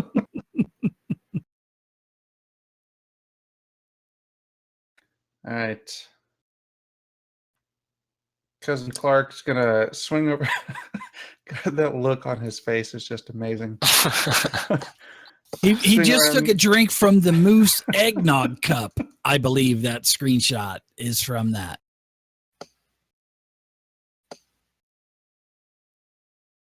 Snap. All right. Yeah. So you swing the old glaive down and chop the rat. It's still hanging on to Vostok's leg, and he severs the rest of it and off of him. So, yeah, that is it for the old ratty tat tats. Bye-bye. How are we doing? Vostok. How do we want to do within the Tales of Yawning portal? This is a out of game conversation. Do we want to do experience? We want to do milestones? Hey, you guys have any preferences? I don't mind experience. We're going to run it the same all across all different modules, though? I don't know. That's kind of why I'm throwing it out there to see. What do you guys, if you guys have a preference? Is the leveling up, is it based heavily on like getting random encounters and stuff like that as well? Could be. I'm gonna have to probably dial up a few of the number of people appearing, perhaps. But We may want to do milestone since we've got a larger party, just so we stay in level scale. What does everybody think? I just threw a vote up so that way if anybody want to vote on it, Okay. just do check for yes, X for no. What if we did milestone, or I mean XP, and then if we pass the milestone, great. And if we don't make it by the next module, then we just go to the minimum. Either way. Well, since we have 6 players and all these modules are written for 4 players, if we do the XP and we're still a little shy, it's not a big deal because we'll still be hitting these things pretty much head on no matter what. Yeah, it's D&D 5th Yeah, that's edition. true. We'll become gods at level 5 anyway, so I'm gonna I'm be good with whatever you guys invincible. decide. I'm sick. I don't care. All right. There we go. So I will do, looks like that's enough to get a majority. So we will do that. Mr. Dungeon Master, is it okay if I climb down the rope now? And Yes, you can join the climb party? down the rope. We're out of initiative. Excellent. I'm going to climb down the other rope as well. I go over to Voltron and I start to tend to his wound and take some bandages and some ointments and jellies and rub on him. He's weeping quietly. That's okay, Voltron. I'll be there for you. Us little folk, we gotta stay together, you know? I'm sorry, I said I would kill you. You didn't say him specifically. You just said a goblin. Voltron, everybody always deserves a second chance. As I shed a tear a little bit. I myself once got a second chance in life when I was taken in by the acolytes in the temple. Sister Lenora, God bless her soul. She was great. She gave me my second chance. Voltron strongly considers pushing the goblin off the ledge. Hey, it's fast way down. First one down wins. Okay, so yeah, you guys kill the rats. The rats don't seem to have anything on them. No way. Really? They're not carrying sacks of gold or anything like that. So, you guys want to investigate up here at all, or move down, go down the steps? What does this campsite look like, Mr. Dungeon Master? Is it like a recently lit fire, or what's going on? It does not up here. Give me a wisdom survival check.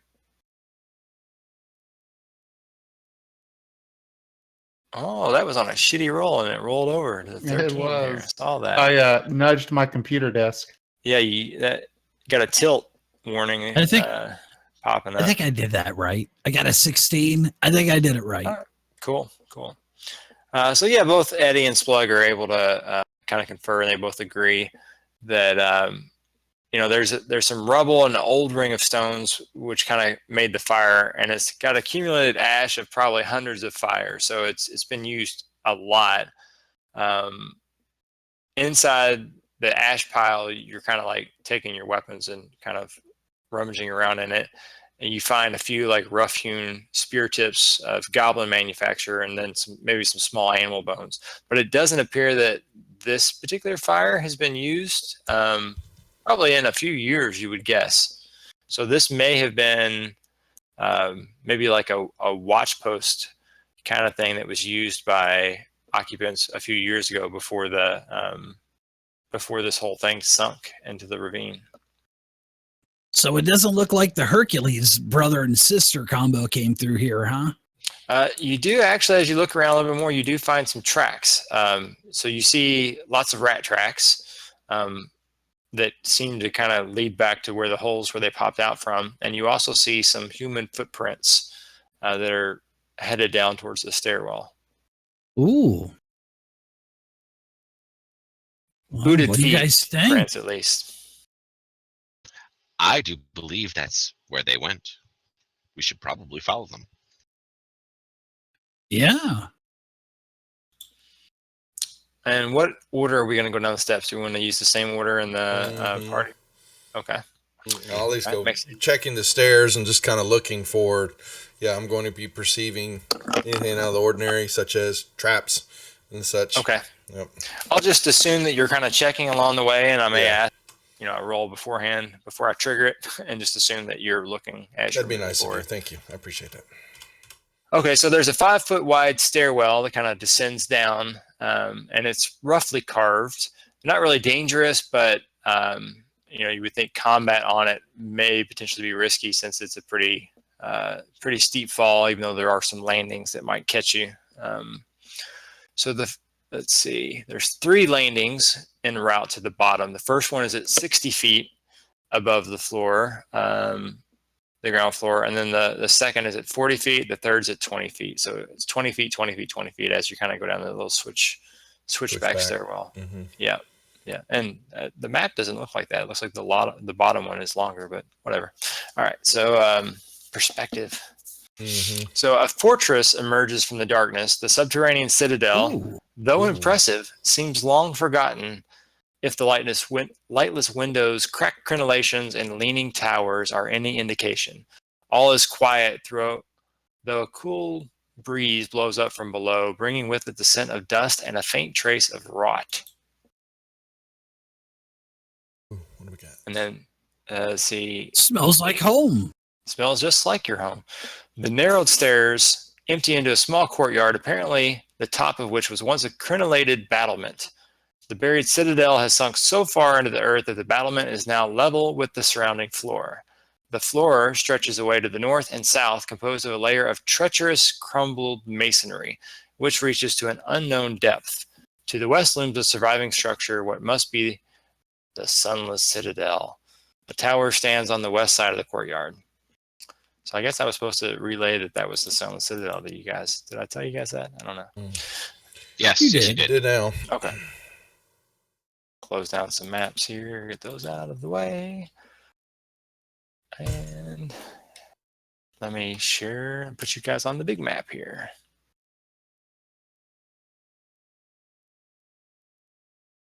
Can you reshare that map?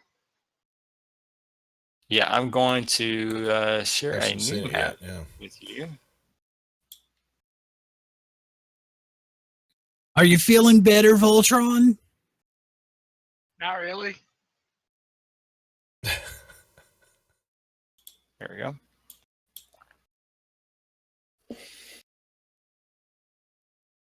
It's taking a little while to share this one. This is a bigger map. Yeah, I'm seeing it. I was like, where am I? Okay, there we go. Thank you.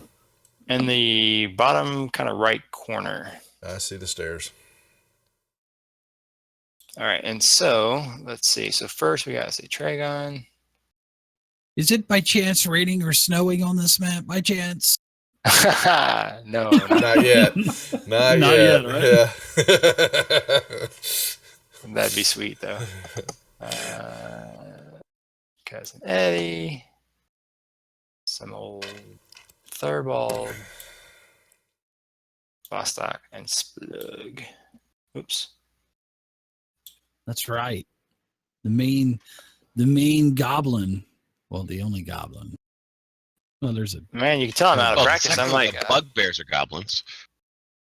there we go. We'll give you some more scenery here. And there is a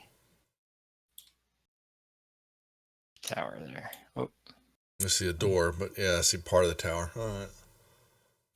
yeah. This looks Speaking like of this place is in snow and pretty rain, bad shape, huh? There we go. Tower door.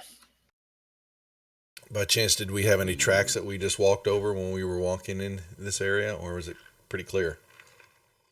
Well, I think he said there were tracks descending down the stairs. There Making were sure. some descending downstairs, yeah. The rubble, there's a lot of rubble here. It's like crumbled masonry kind of surrounding the entire citadel. And so it's kind of difficult terrain right in this area here.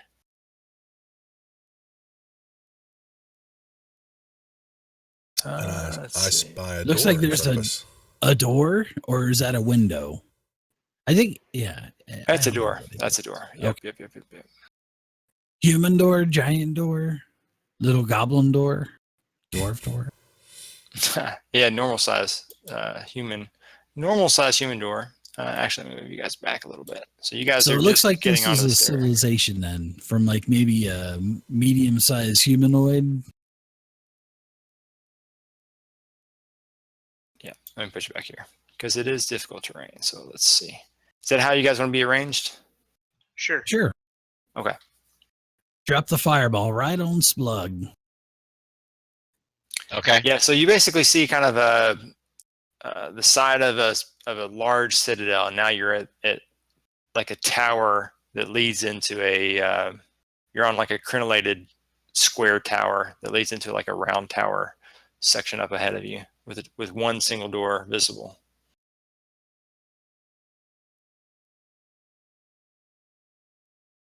I'll give the door a check. Okay, you want to move on up? And I die. Give me a, we'll do this here. Let's see. A perception check. I'm assuming, again, that you're checking your traps along the way. Please. Oh, yeah. Okay. So, yeah, you, right where you kind of crossed over there, you actually spot a what appears to be a trap door. Where? So it's going to be this area, right? Man, I gotta get my mouse fixed.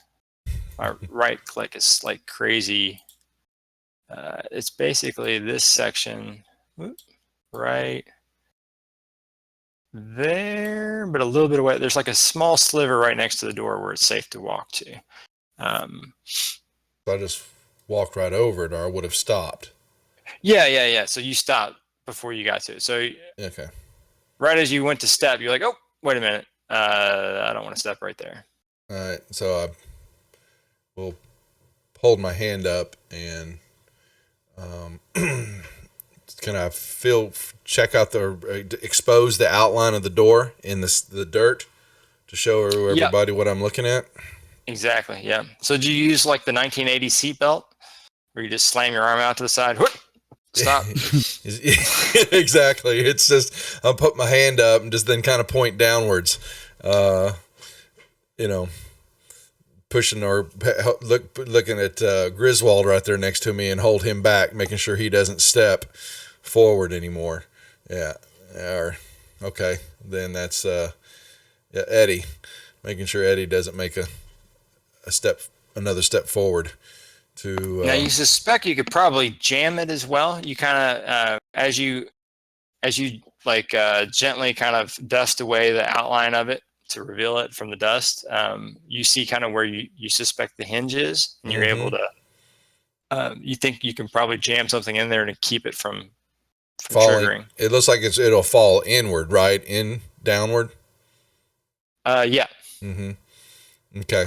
So I will use my tools and abilities to keep it wedged so it will not fall in. But how much do we have room from the side corner to? You said there's a little bit of a ledge to be able to get to the door without falling. I mean, pretty thin. It might be hard for like the bugbears and stuff to do, but if you're able to, I mean, you'll have to find out if your disabling works, I suppose, right? Yeah. And then draw straws.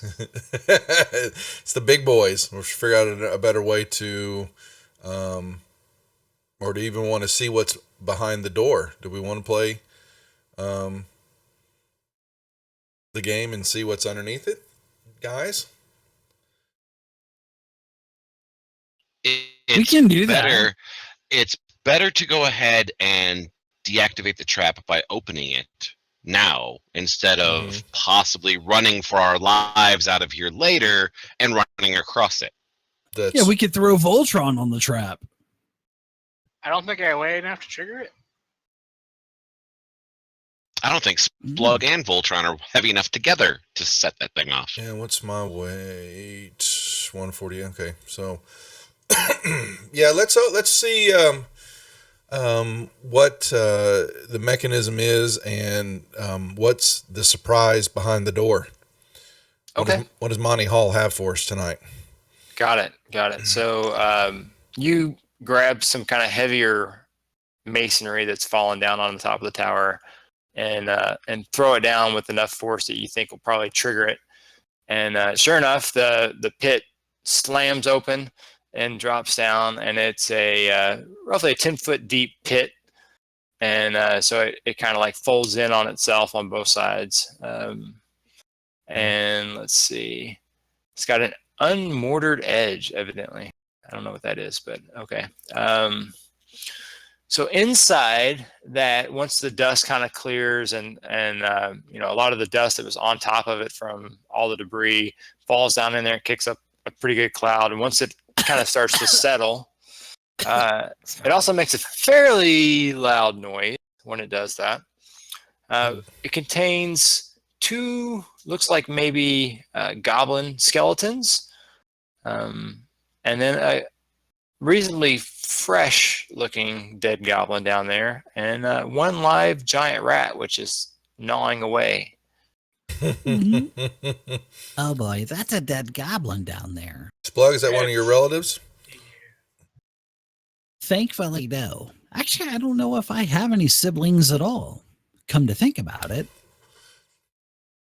We haven't noticed anything shiny down there, do we? Special. Yeah, there does appear to be a scimitar and a shield that look like they're in pretty good condition for a goblin, at least, down there. And from your vantage point, it also looks like there is a belt pouch on the freshly killed goblin. Goblins. That's being knobbed on. Ooh. I guess I should pull out my short bow and skewer our giant rat. Okay. Splug, would you like me to take care of that? What, to lower me down into the hole? Tie a No, rope take on care of me? that Sure. rat so he's not eating on one of your far distant Oh. relatives. Well, I don't know that goblin. He can chew on them all he wants. I could give two shits. Just checking, Not down Splug. the hole. Just checking That with you, does- pal. That does give me an idea. Vostok can just hang on to Clark's glaive and be lowered down to grab the stuff. That's a good idea too. Yeah. So there's the rat. If you want to go Down in the bobbing hole. for goodies, go right ahead, Bostock. Or I think Voltron said he was going down on the glaive, right? Yeah. Voltron. Okay, If there's shiny Going down shiny on the stuff, glaive. yeah, he'll go for that. send him down. Sorry, Splug isn't very good with names. Yep.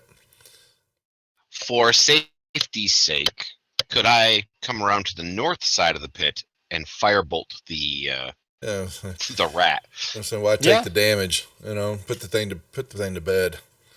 Is that Yeah. glaive conform to OSHA standards? Never mind. I don't think anybody got it. Wow. OSHA is like what? Orc. What was it stand for? Orc safety hazard. Yeah. That's good. Mr. GM, would you like me to roll my firebolt? Yeah, sure. You can go ahead and target it. The rats should be visible now. Yeah, he doesn't even know we're there yet. Nicely done. Oh, perfect. Not that perfect. Well, then I'll put an arrow in him right as he does that. Yeah, the rat seems to be stuck in this area, and it got evidently caught in the trap along with the goblin. They were probably fighting or whatever. It came up to investigate, and both fell in the hole. May I shoot at it too, please, then? And just Yeah, go ahead. go ahead. Yep. Thank you. Anyone that wants to take a shot at it is welcome to. It's not going to survive. Oh, I didn't mean to do that. Take the 3 off because I'm not. Yeah, that's still Unless I was still sufficient. So Yeah. it's you dropped good enough. dropped it as well, and that will be one more. A little bit of XP. 1 point. Yay! Yay! You guys are rich. There you go. Oh, it's good enough. All right. So yeah, you guys get that. You have on the goblin. You guys find, drag it into the inventory sheet here. You guys should have this in your party sheet. A scimitar and shield, and then a coin purse with 4 gold and 23 copper. I'm sorry, 23 silver pieces. Holy cow, Yeah. that's a lot of money. For a goblin. Does anybody want the scimitar and shield? Will the shield do me any? Only if I can put it in my bag of holding that you gave me. I have a bag of devouring already for you. Oh, I'd fit pretty nicely. It would kind of be a sort of like a little baby in a papoose. Yeah, What condition do they look in? Just they're normal? they're in pretty good condition. Yeah, so they probably have maybe got this from a raiding expedition or something.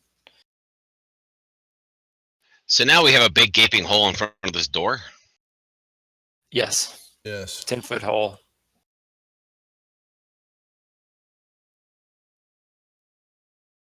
It's a shame we can't recover it or do something with it so that we know it's there, but others wouldn't, in case we need to come back out this door quickly and use it as for our own good.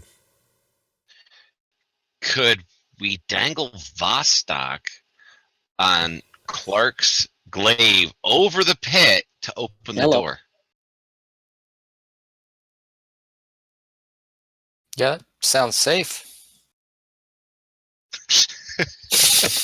Balance a character on a bladed weapon over a 10-foot deep pit. I like this plan. Is it I possible always to encourage shimmy those along kind of the plans wall? as a DM, for sure. Vostok has a wisdom of 8. He's for it. I'm Okay. looking forward to the athletics check to jump over the pit. That's what I'm looking Yeah. forward to. All right, we'll divide your coinage out there. You go for it. All right, so okay, so let's see. What do you guys want to do? So we're gonna try to go across the courtyard and into this room. So yeah, you open it up, and inside, give me an acrobatics check or something, Vostok, just to see how well you balance. As long as you don't roll. You can do it, Roll Voltron. one. You can do it. Acrobatics I can do. Yeah, so Yeah, you're a you kobold. actually balance on it, very easily and open the door. You push it open, and inside you Is this see large floating eyeball with 10 tentacles sticking up. What do you do? Die. Close the door. Right. Let me draw a little circle. Jump in the pit. There we go. Okay, so you see a inside of a tower, and the circular area is cobbled with cracked granite, upon which sprawl the bodies of 4 goblins, apparently slain in combat. One corpse stands with its back against the western wall, the spear that killed it still skewering it and holding it upright.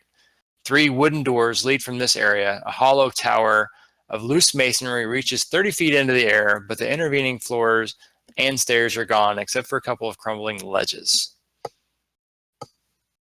And it looks like All dead right. bodies. Are there any immediate threats visible? You don't see any immediate threats. Then I'll hop off the glaive. Okay. Eddie And- will. And now he'll roll run and initiative. start and No, I'm jump. just kidding. I'll signal that it's clear. Looks Eddie empty. Eddie's gonna get a run and start and jump. I move out of the way. All right, Eddie, go for it. Need athletics or acrobatics? Athletics. Yep. Athletics. Yep. No problem. So you jump through the doorway, land in a run. All right, and get out of the way.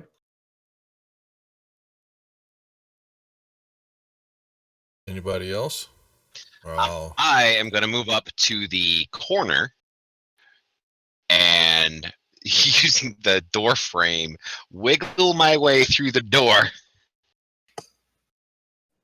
Hey guys, I've done all I can do. I totally apologize for being sick. I don't know that I can control that, but I apologize. I will see Yeah, you man, all sorry. next week. You bet, All man. right. Try Yeah, to hope get you feel better See you around. later, Rob. Okay, thanks, guys. Take it easy. Take it any way you can get it, Rob. Mm-hmm. All right. Yeah. So Thurball, go ahead. You can give me acrobatics just to. Oh, Nice. nookies. Okay, I was one of those anything but a. One. Yeah. Bloop into the hole. Let's see. Thurbold fall down the hole. Ow. Thurbold have 1 hit point left. So you must be in the process of explaining how your method is so much more, smarter and better than the other ones or whatever. And as you're doing it, your foot just completely slips off, and you ungracefully, plummet, smack your chest on, and then fall back into the pit there, taking 5 points of damage. Ow. Vostok licked my hand as I went around the corner. That's what it was. Clark, would you get the wizard out of the pit, please? Normally, any sort of climbing roll, that's the best way to kill characters until they're level Yeah. 3 or 4, right? It's level 20. They're Yes. the bridge boss monster is what they are. Eddie with the cigar in his mouth will wander over to the hole, kind of looking down at Thurbald and toss a rope down to him. Where is Cousin Eddie? He usually eats these goddamn things. Yeah, and it's only 10 feet down. You could probably just Reach down and loan a arm down to him and pull him up even. Okay, yeah, he does. Yeah. All right, so Thurbold, you're up there now. I'm wounded. But you must have landed on one of the skeletons and Yeah, I get up through through the door and I pull one of the ribs out of my hip, throw it back into the pit. All right, so we Your got gun Trigon. is digging into my hip. Yeah, I've got acrobatics, so I can either retry that. Which one looked easier to do, the jump or the mage's wiggle? Well, the mage's wiggle didn't look that easy to do, but yeah, it's up to you. It would have probably been fine to do it if you just watch your step, or you could just have someone reach over. You could have the other bugbear reach over and grab your hand to make sure you do it. Cousin Eddie, Finkelstein is Einhorn. would you come over here and help me over this little ledge, please? Yeah, Eddie will walk over and reach over and try to grab Tragon. There we go. Yeah. All right. So he's good. Somebody gonna roll for Clark. Yep. What are you gonna do? Clark will he'll get a running start and jump. And With the Cousin running Eddie start, will that's tell fine. the story about how his cousin Clark was never that acrobatic.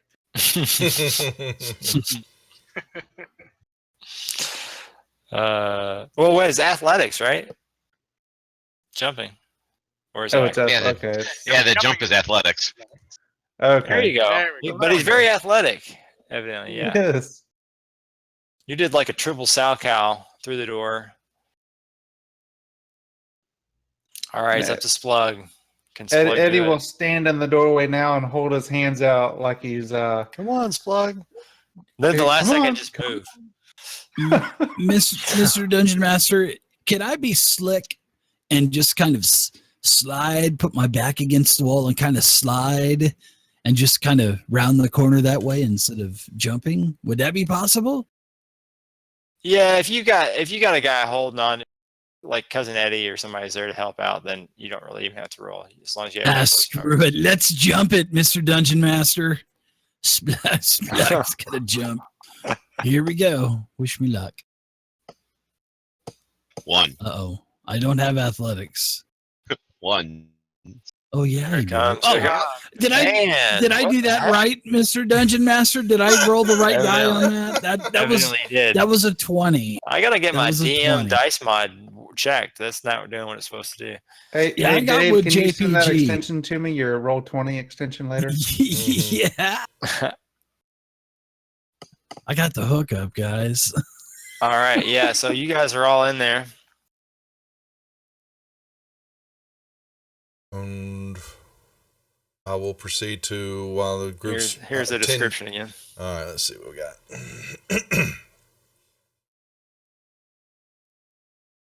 Corpse stands with its back against the. I'm certain too. Splug is pulling his collar out a little bit, going, he takes a big gulp. He sees 4 more dead goblins, and then he says, I don't think something likes the goblins around here. This is a warning sign for you, evidently. Did we get a understanding that one that's skewered? It's a pin to the wall. Has that spear at an angle, or is it straight in? Do we tell? That's good. It's maybe a slight downward. Some from up above, or we don't see except for a couple of ledges that are straight up. Right? There's nothing much above us. Mm-hmm. Hollow tower. Ooh, and then we got a couple more doors too. Are they the same type of doors that we just went through, or? Yeah, they look pretty similar. I'll Does the, give him checks while everybody's Uh, looking. Does the cleric want to heal the mage?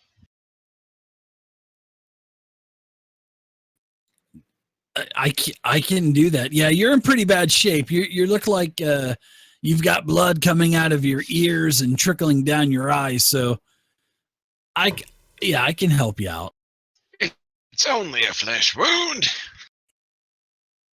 Splug comes over, pulls out his healing kit, and starts to rub salves and whatnot. And then he calls down for a blessing from Thor as I give a cure light wounds to Thurbold.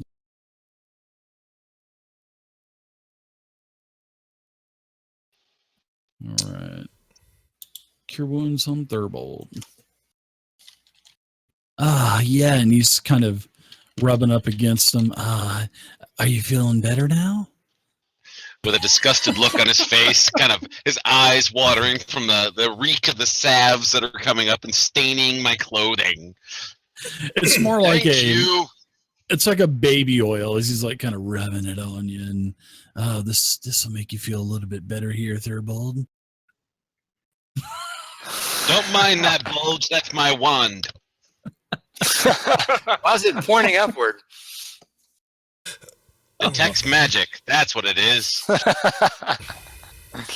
And your hands were like magic. What about these doors while they're doing that? And those doors. Yeah. And the doors. All right. I'm Yeah. gonna So ignore all that. the doors do not appear to be locked on either one. Don't seem to have any traps there. Give me another perception. Just give me a general perception check as well. Yeah. Okay, so as you're down checking the southern door, I'm assuming you're checking both of them. Yeah, move me around. You actually spot off to the side right here a secret door. Well. What do we have here? I just kind of lay in a low voice. And let's see. Give me another perception check as you're looking for a way to access it. It looks like there is a masonry block at the bottom of where you kind of see like the outline of the door. Mm-hmm. It looks like it can either be pushed or pulled. Either pushed on the left side or pulled out from the right. Interesting. Do we see our companion playing with blocks in a wall? I assume, yeah. I called out. See I said kind of briefly, just on a low, I said, what do we have here? And I walked over to it and, looking at the block, trying to outline the trace of the door. But then I'm still concerned about the angle of that spear and the skewering. That took some force to do that. And the question is, was that via another, a being doing that, or was something projected out? Just wanting to make sure that didn't come flying out of the wall or some up above, toward that door. Is there one? I'm just trying to make sure there's no other trap area. So as you're kind of looking around at the tower and kind of maybe like triangulating back from where the spear was and that sort of stuff, you don't see any sort of like holes in the wall that you would typically associate with a trap. Okay. Yep. Well, my sense was that he was stabbed by someone taller than he was. Okay. Yeah, that seems like that would probably big match enough. with Did anybody loot those bodies by chance, just to check to see if how fresh were they? Actually, I didn't even see that. Looks like they've been dead for quite a while. Like Rats have gnawed on them quite a bit. The bones have been gnawed on down, especially around the ankles, that whole area. The guy that's chewed up, staked to the wall, the lower half of him is more chewed than the upper half. half. Right, yeah. So I will let the So party know that I've got a button or a block here. Pull or Do you push. remove the? Not do you yet. also remove the guy or not yet? Okay. So he's still up on the wall. Got it. That's up for one of the party if they. Vostok will check bodies. Yeah. Not well, but he'll do it. Can I use my CSI Sword medical Coast. knowledge to ascertain the causes of death? Does it look like it was a fight here? Or does it maybe look like maybe poison or something? Yeah, like give that? me a Maybe heal check. medicine check or something. Medicine Okay. check.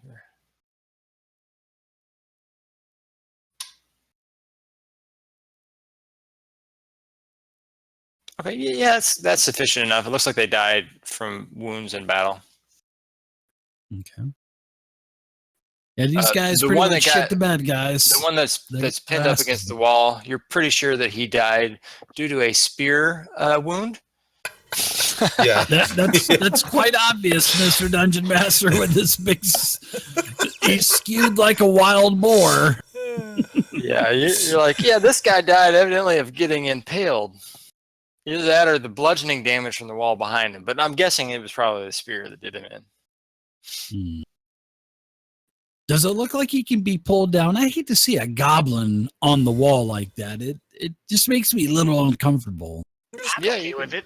Go dump them in there in the Right on. trap. Go dump them in the pit. Put them all down there with their buddies. You know, maybe give I'll a give yank. these guys a proper burial here. So I'll pull the spear up. Okay. Hopefully, if I can do it. Yeah. So it pulls out. The body slumps down, and it reveals some draconic runes on the wall behind it. So our kobold friend Vostok, anyone else that also knows draconic, I think you the read the wizard runes. does. It's the word Ashardalon. Oh, What's Here, it I'll- say, Cobalt? It So says a Shardalon. It's a name. And give me a history check. Anyone who's let's see. I'm not from this area. I don't qualify for one. That's what the runes look like. Do we need the skill? No, I'll let you guys roll. Oh, That was close. It was. So close. I don't know. Thurbold, I'll say probably is. You've heard the name mentioned. You believe that there was an ancient dragon by that name at one point. Yes. Listen, Awesome. the dragon was mentioned in the tavern, if I remember right. Yes, that is correct. They mentioned it. Mm. What if the dragon's here? I'm not fighting no dragon. He'll eat me as a snack. If I remember right, was it not the tribe of goblins worshipped the dragon? I don't know where you come from, but where I come from, goblins don't worship dragons. The kobolds do. I thought you weren't raised by goblins. I wasn't, but I still know my history of my people. Well, this could be If I a see dragon cult. I run. It's not Yeah, that It could be. You had heard that there was some rumors, I guess, when you were in town that they'd mentioned that there might have been the Sunless Citadel might have been the location of a dragon worshipping cult previously. It's not that Yeah. kobolds boy. worship dragons. It's that kobolds are dragons. Yeah. Ooh. Keep telling Go ahead yourself and keep that. believing half that. pint. Mhm. Keep telling yourself that half pint. I am covered in black dragon scales. All right, Tragon, what are Coming you doing from with another the half pint, Well, of course. block? I'm gonna say step back, gents. I've got a block here. Now, does it look like, but that mechanism, I'm not trying to overplay this, is it, you say either it's a push in or pull out. Is that seems that Yep. that's two different, can I discern which one is better? One is a trap. Yeah, and exactly. one is a trap, and one opens the door. Yeah, pretty much. Yeah, you can discern that through kind of messing around with it a little bit. It does appear that you can push or pull it. That's all you've been able to discern so far. So it's like a block on a swivel. Pretty much, yeah. Gents, Do it. push. Are we pushing? Push it. Push it. Push it real good. All right, I'll step to the side. Can I tell which way the door will open? I don't know. It's a They never drawbridge and ever falls on your head. Yeah. We'll assume that it Comes in or out? slides in towards the room. Sure. Okay, so I will position myself to not take slamming damage or whatever, but I will push the block. All right. So you push the block in. You hear it slide across along the pivot there, and you hear a click. Yeah. And the door swings open, just opens up a little bit, cracks open, so that you can then push on a hinge. You can open it the rest of the way manually. So it just basically unlatched it and popped it, pretty much. Mr. Bugbear with glaive, should you want to push that thing in, or should we just bonsai it? You know what? Eddie's just he's gonna nut up and just push the door and walk into the next room. There you go, with the cigar chomping away. That's right. Yeah. So you you open it up here, and let's Polka music blaring in Boom. the background as he runs in. Ooh, More corpses. what you got, Eddie? Yeah. So you open it up. This pocket chamber is damp and cold. The skeletons of 3 long-dead archers slump against the rubble-filled arrow slits along the east and south wall. The skeletons appear to be, humanoid. Humans, sorry. It's about time we see something else dead beside goblins around here. That's a breath of fresh air. I don't think it's really fresh, the air, just so you know. No, it's definitely yeah. And as you're You kind of got there me looking there.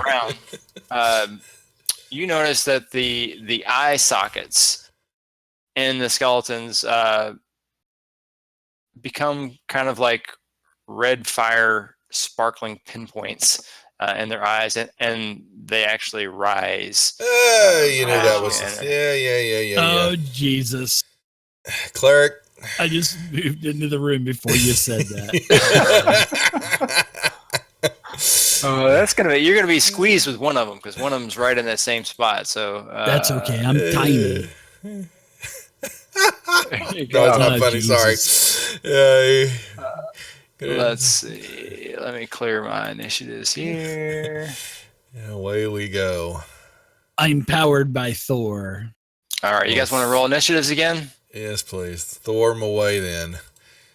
Yeah, you woke him up.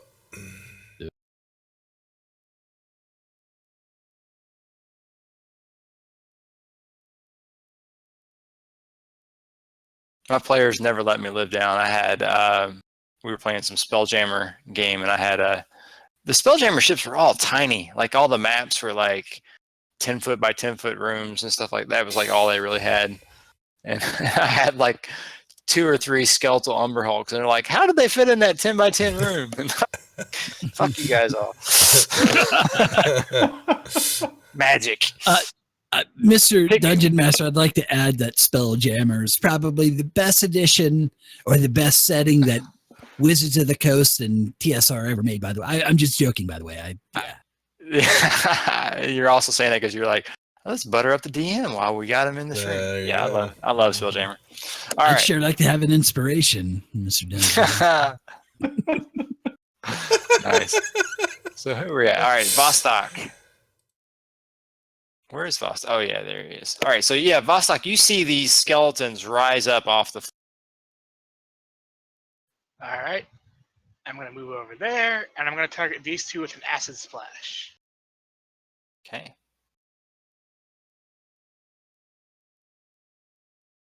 One of them saves. One of them fell. That's a 1 and a 20. They're doing a lot of 20s. There we go. 5 Nice acid to do. damage. All right. Awesome. So yeah, you hit one of them with acid damage. Skeleton 3. Let me zoom in here and see what I got. Okay, so that's the one kind of in the corner.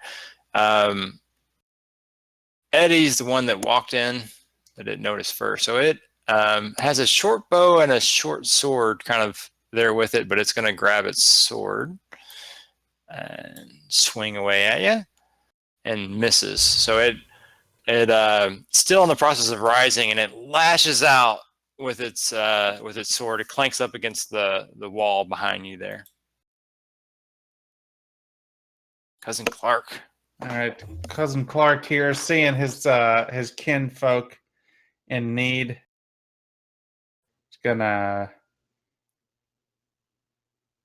step to here, get a little bit of attack going on skeleton number 1 with his glaive.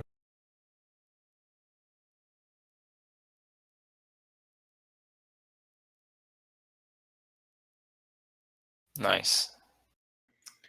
And he's actually going to move back out of the way as well. All right. Oops, sorry. You guys are on top of it. All right, so Tragon. What can I see through the beasts that are standing in front of me? Have I got anything? Yeah, you can see. You can still see around them. All right. You can see there's the 3 guys there. Splug is sitting pretty much in the same spot, and then kind of there's one of them starting to come up from in between his legs. Pretty much, he was standing over top. I try to give Splug some help there, then, or at least try to sneak. I mean, they're right on top, and they ain't seeing me, I would have to assume. So I'm going to use the old rapier here, and that's Skeleton 2 and Splug are on the same. Yeah, looks like. All right, so we'll do. Here, let me move out of the way for you. Yeah. Well, it didn't. Unfortunately, Jesus Christ. He's still not standing up. My bad. Sorry, Splug. Big help you are, Tragon. Sorry. All right, Splug. So you have this skeleton starting to rise up from beneath you. Found the door. Well, I'm powered by Thor, you know. So I'm going to take my Warhammer, one-handed. Of course, I'm using a shield. I would use inspiration on the attack, but I don't have any. But I'm going to go ahead and attack this skeleton here, and hopefully I can hit him. Jesus Christ! So I miss him, but as a bonus action, I'm using Nimble Escape, and I'm going to disengage from the area and leave Cousin Eddie to die all by himself. 10, 15, 20, and then I encourage them by saying, "Come on, Cousin Eddie, you can do it. Come on out of there, Eddie." Very, very goblinish of you. Yeah, very good. All right, so Skeleton 2 finishes rising up the rest of the way. You know what? Roll your attack again, because it was I forgot to put it was prone because it had not stood up yet. Oh man! Oh, that's like a free inspiration. Thanks, Mr. DM. What about Tragon? Let me roll this attack again. Well, yeah, Tragon, it would actually be disadvantage, right? Because it's prone against ranged. No, I was using my rapier. That's because he did. Oh, okay. Yeah. He doesn't like you, Trayvon. That's why. Anyways, I'll go ahead. I'll give you guys both one. If you want to take go ahead there. Yeah, go ahead, Splug. You're in more dire need. I think that's actually a hit, if I'm not mistaken. Yeah, that is I think it's pretty good. So I'm gonna smash this thing. Oh, look at that. Look at that. His bones, splinters of bone just fly everywhere. Oh, and then I disengage and get out of dodge. All right. So, yeah, you guys we'll just say you overkilled it. Yeah. Yeah. All right, Cousin Eddie. All right, so now, Cousin Skeleton Eddie, 1 is prone. Let me put prone on it real quick while I'm remembering my using, yelling his trademark rage slogan, throws down a cigar, hollers something about the shitter's full, and goes into a rage. This is a bugbear? Awesome. I'm gonna have to make you guys bugbear tokens. One that has the Santa hat, the other one that has the deer skinner with the cigar. Yes, you are. Oh, You'll need to share Nice. those, please, Gio. And then we'll move to there. Cousin Eddie, he's a huge, beastly, bulging man. That's what the ladies tell me there, Splug. All right, so old skeleton 1, he swings on you here, Are you in the tripod club? Yeah. and he hits. All right, so as you it lashes out at you and clips you on the arm. Cousin Eddie forgot to apply the rage effect to himself.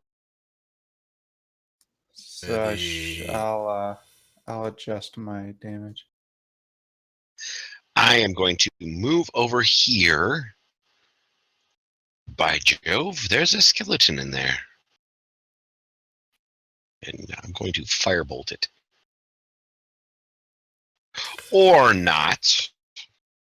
Whoa, watch where you're shooting that thing. You almost hit me with that. It was over your heads. Well, Those things are. I know. Hey, watch it. I may be small, but I am pretty mighty. I am powered by Thor. Oh, there you go. Wow. Vostok. Yes. Nice cooking with gas. So Way do to go, Voltron. do I click anything to do critical damage, or No, is it'll it automatically automatic? apply it. Just roll your damage, it'll add extra. There you go. All right. Another great feature from Fantasy Grounds, guys. Check it out. You can get it as a one-time purchase or a monthly subscription. FantasyGrounds.com. Or you can get the free demo and play with anybody That's who right. has an ultimate That's license right. on their table for All free. of us No, DMs, they that's don't want to do right. that. We want them to buy it. Let them get the taste first. Yeah. Hold on now. Hold on now. You're. First hit is free. Yeah, exactly. All right, let us see what we got here. Okay, so you guys find on the skeletons, they have 20 arrows. They have some gold and silver, and each of them has in their quiver arrows there is a special socket where they have a specially marked looking arrow in there. Ooh. It's their materia pocket. Table secret. What?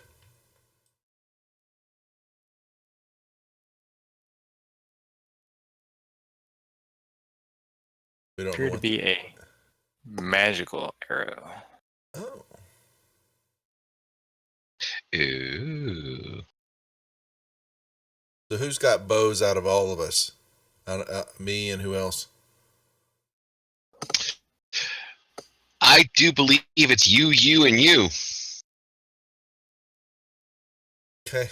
Gimme. Well, I mean, I'm not gonna say. Is it Tragon? Yeah. Put those in. All right. We'll hold on to there. You can assign them to me too, or spread those out. I'm not sure how you want to do it.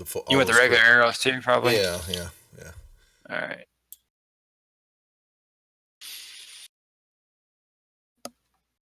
There you go. Thank you. +1 arrows.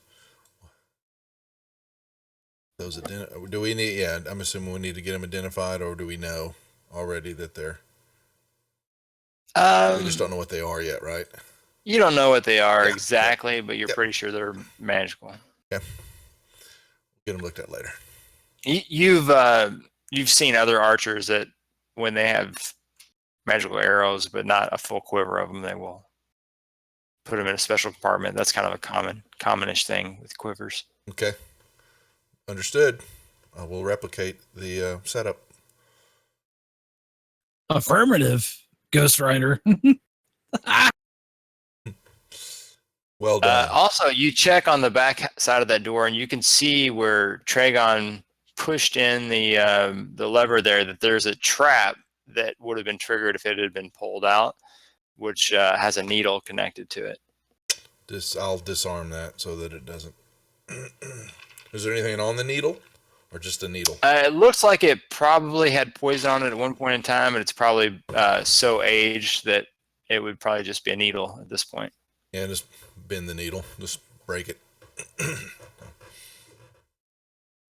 Don't forget to lick the poison off.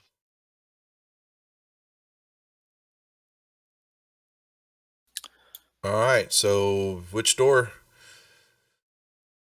North or south, gents? South. South. Go left, young man, go left. Let's check Yeah. the door out one more time. Give it a full, thorough look, and anything I need to make sure before we open it up? No, looks good. Okay, so you open up the door, and the masonry walls of this 20-foot wide hall are in poor repair.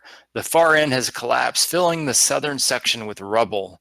The western wall is in much better shape than the outer walls, and it holds a stone door with a rearing dragon carved in relief on it. The door has a single keyhole situated in a rearing dragon's open mouth. That's absolute rubbish. Sorry. Rubbish. Rubble. Get it?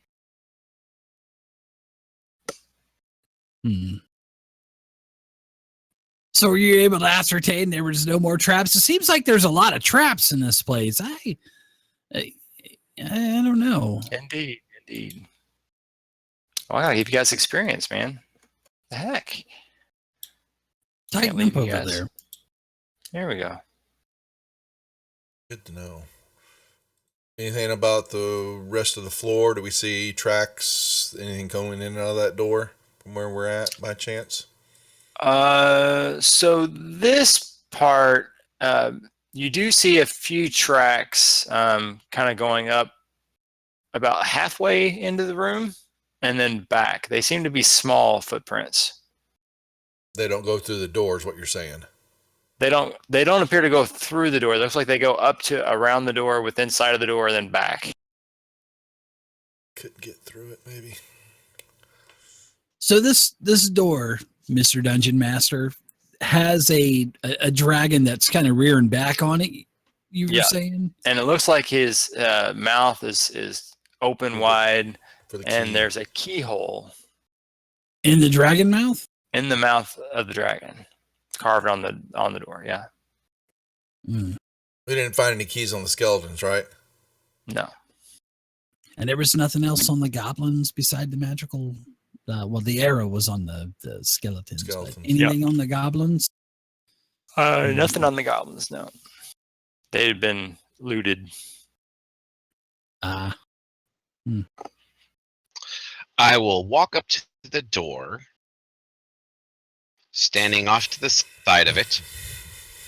That's a good idea. I think I might do the same thing, seeing that it's got a mouth there. Is it just a keyhole, or is the keyhole on the door, or is it they're just like an open mouth, like an orifice or something like that?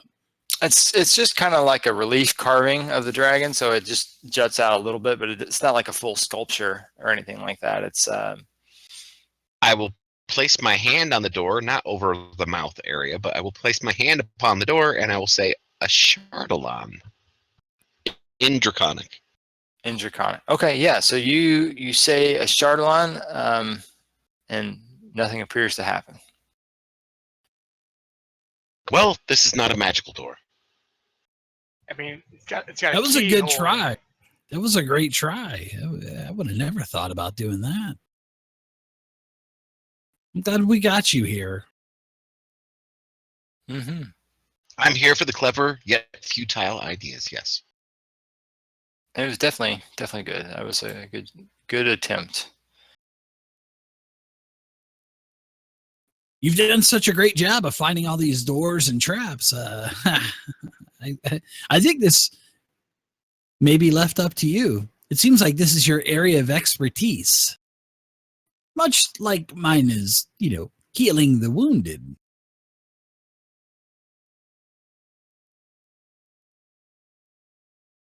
As we all turn and look at the rogue.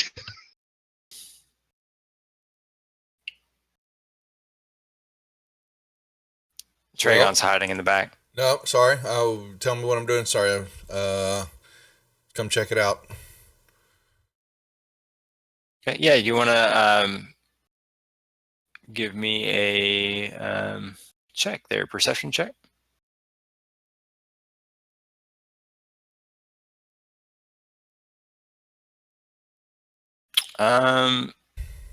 You're not able to see much of the locking mechanism. You could attempt to. Yeah, I was about to say, does it look like it can be picked? Is there? You could try to pick. You think you could try to pick it?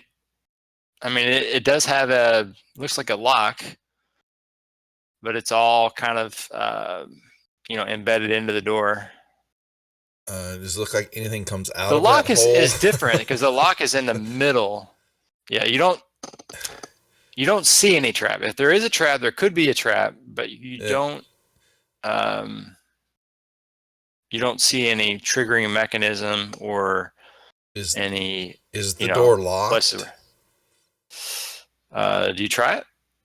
Just to push on the door? Yeah. So you do push on it. It does seem to be locked. Okay. Just want to check.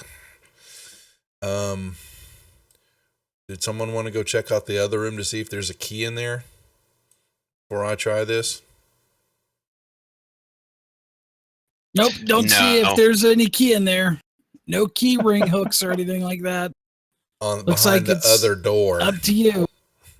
No, no pressure. That's why you're here. Great. Who needs keys when you have a That's right. Here we go. All right. Well, it's nice knowing the thief. So we'll. Should I use my tools I'm taking it in to see if I can jimmy this thing open? Mm-hmm. Cousin Eddie steps out of the line of sight of the door. Eddie, where's that inspiration that you had, Splug? Did you get it yet? Because man, I haven't gotten shit from this DM yet. I will give my point of inspiration to our rogue. Oh, did you have it? Oh, you did. I didn't see it. Yes, I did. I didn't see it lit up on your. Sorry. I guess Fantasy Grounds doesn't do that anymore with inspiration. No, it does it, but only for the game master to see everybody's. I gotcha. All right, so here we go. I'm going to get advantage on that roll, right, DM? Yeah. Yeah, you can put advantage on it. Yeah. Splug has faith in you. Oh! Oh, yeah! Actually, with that roll, you slide it in, and you feel like there's a little bit of blind luck involved with that. You're good. You're good. You have confidence in your abilities, but it seemed like you just happened to just completely stumble into like the right amount of leveraging, and everything else, and it slides, and you've disabled the lock in the door. Keep going. Sounds good.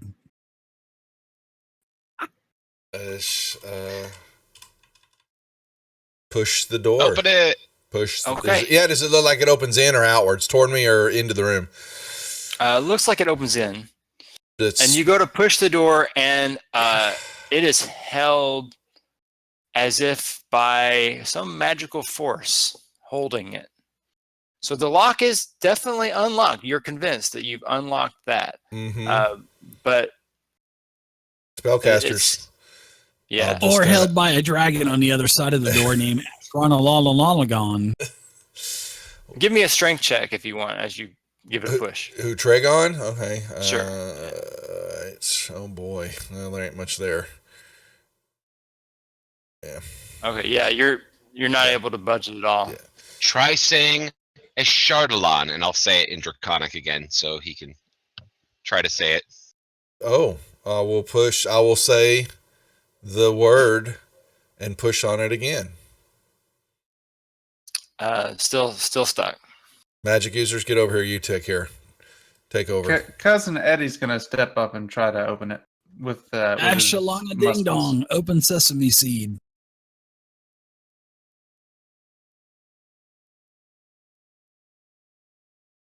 Oh, jeez. Because I was raging. Nice job. Which you can probably take that off. Oh yeah, I can take off that. Let's see, which one are you? Dun dun dun. Probably take off sneak attack damage on Tragon. You don't need that yet. And I just want to let you know, I am wearing my Mr. Cousin Eddie hat right now. I have mine on. here we go. Yeah, no luck. No luck. Jesus. Step out of the way. Let's Splug try. Jeez. Bunch of weaklings. Ready? It's a touch of a goblin, right? That's exactly.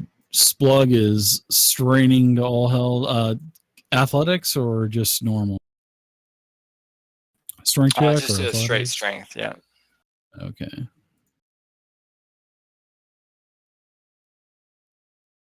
Yeah. Hey, I think there's something blocking it, guys. Yeah. I'm trying to talk it down. Yeah, I think there's something behind it. Could I do an Arcana check on the door? Yeah.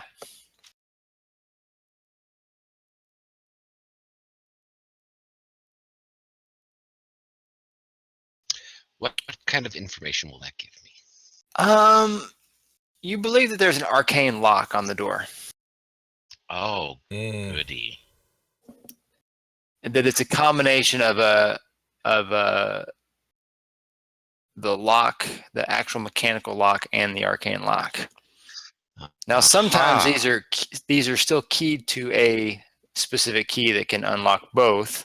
You could force it. You feel like you could force it with enough strength, but it would be difficult to do.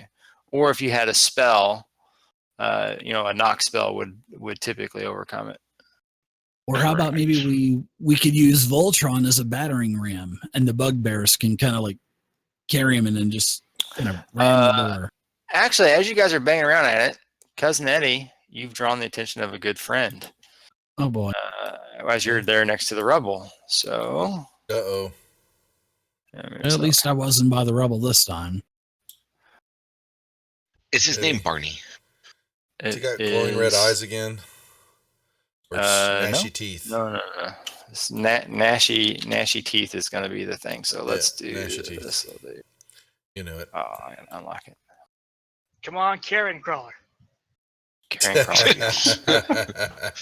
Speaking out of character, hell no, not at our level. Not at level 1, hell no. All right, so yep, another little rat there. And roll initiatives. Get him! Get him!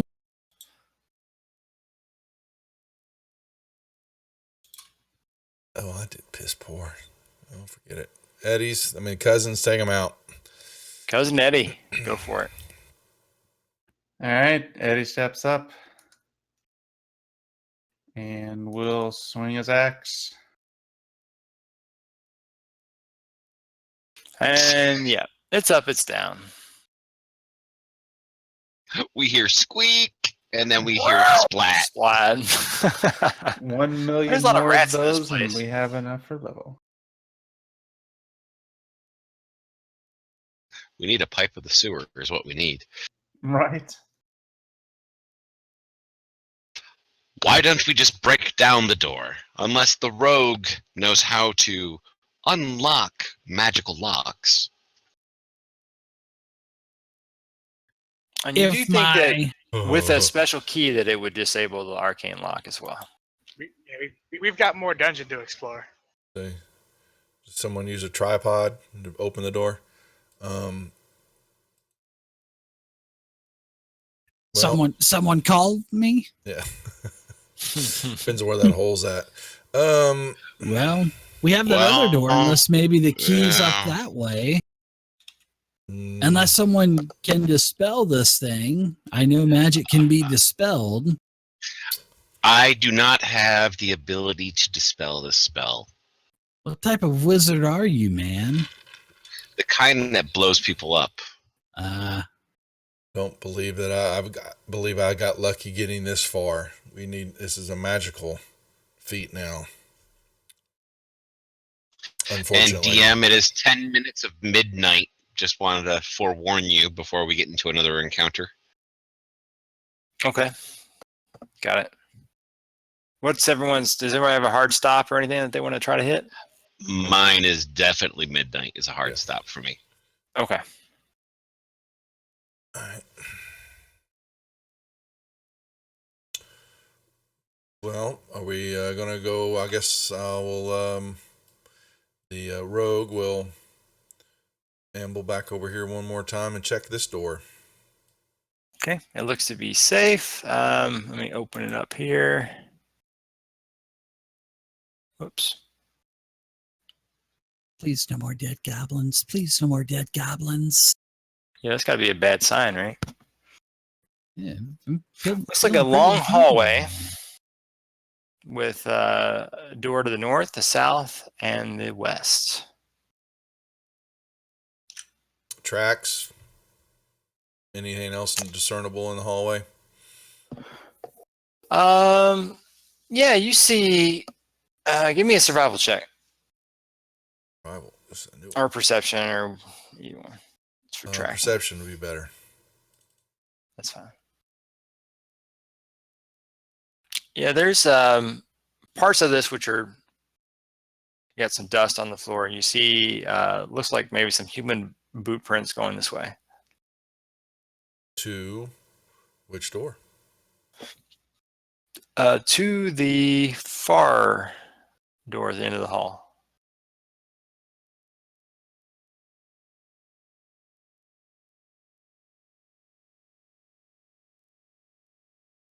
Check, check.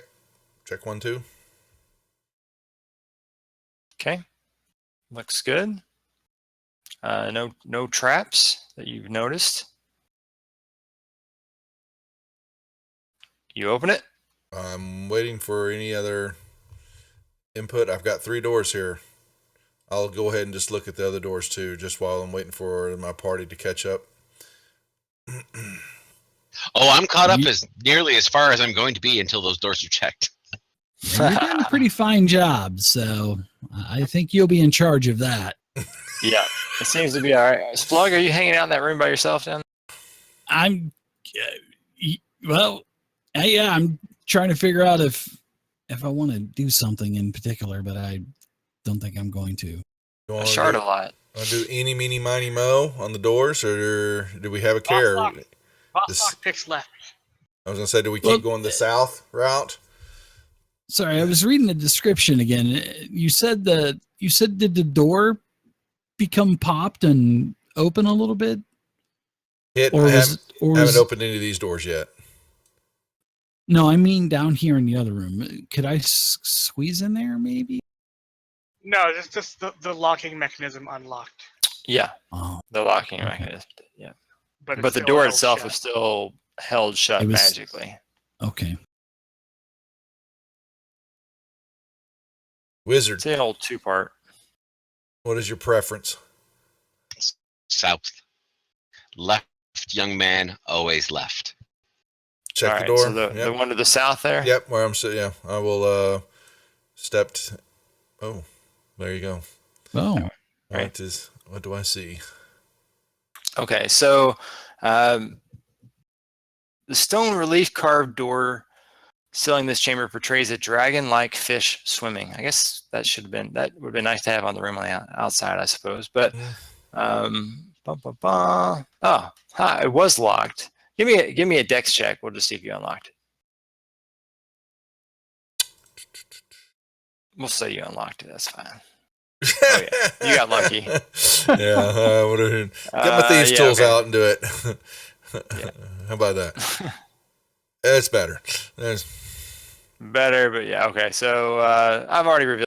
yeah. Say, yep, the lock falls in from rust and disrepair, and it opens up. Okay. Yeah. So this 10-foot square chamber is hewn from stone and contains an upright keg fashioned of rusted iron. Rusted pipes lead from the keg into the floor.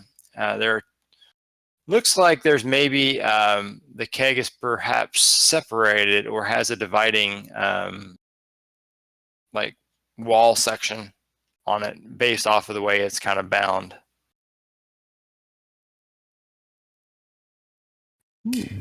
It detaches what you're saying, like Yeah, so you see there's like you can kind of see in that image in that lower right corner. Mhm, It's like a mhm. little thing. And there's looks like there are two sides in the same barrel, and there are pipes coming out from each side, and they go out into the walls, actually.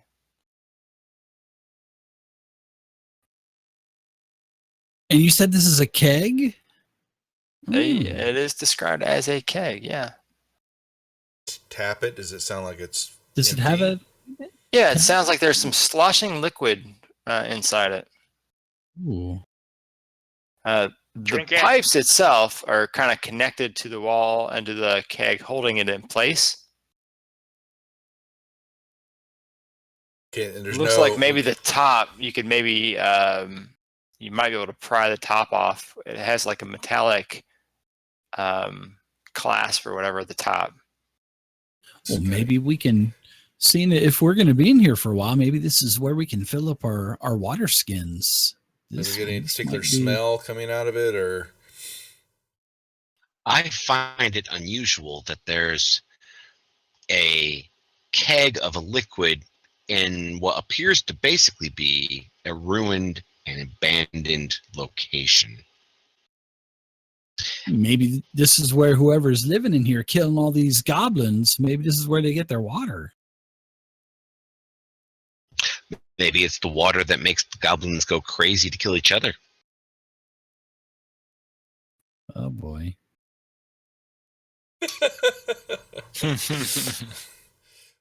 well, while we're pondering that, should I check the other door? And is there Yes. is there any relief on that one, Mr. DM? There is no relief on that one whatsoever. There's no relief in sight. There's no relief. Except for whoever relieves themselves into the keg that you're thinking about drinking from. So, yeah. All right. So yeah, this room appears to be basically just a empty chamber, litter and rocky debris.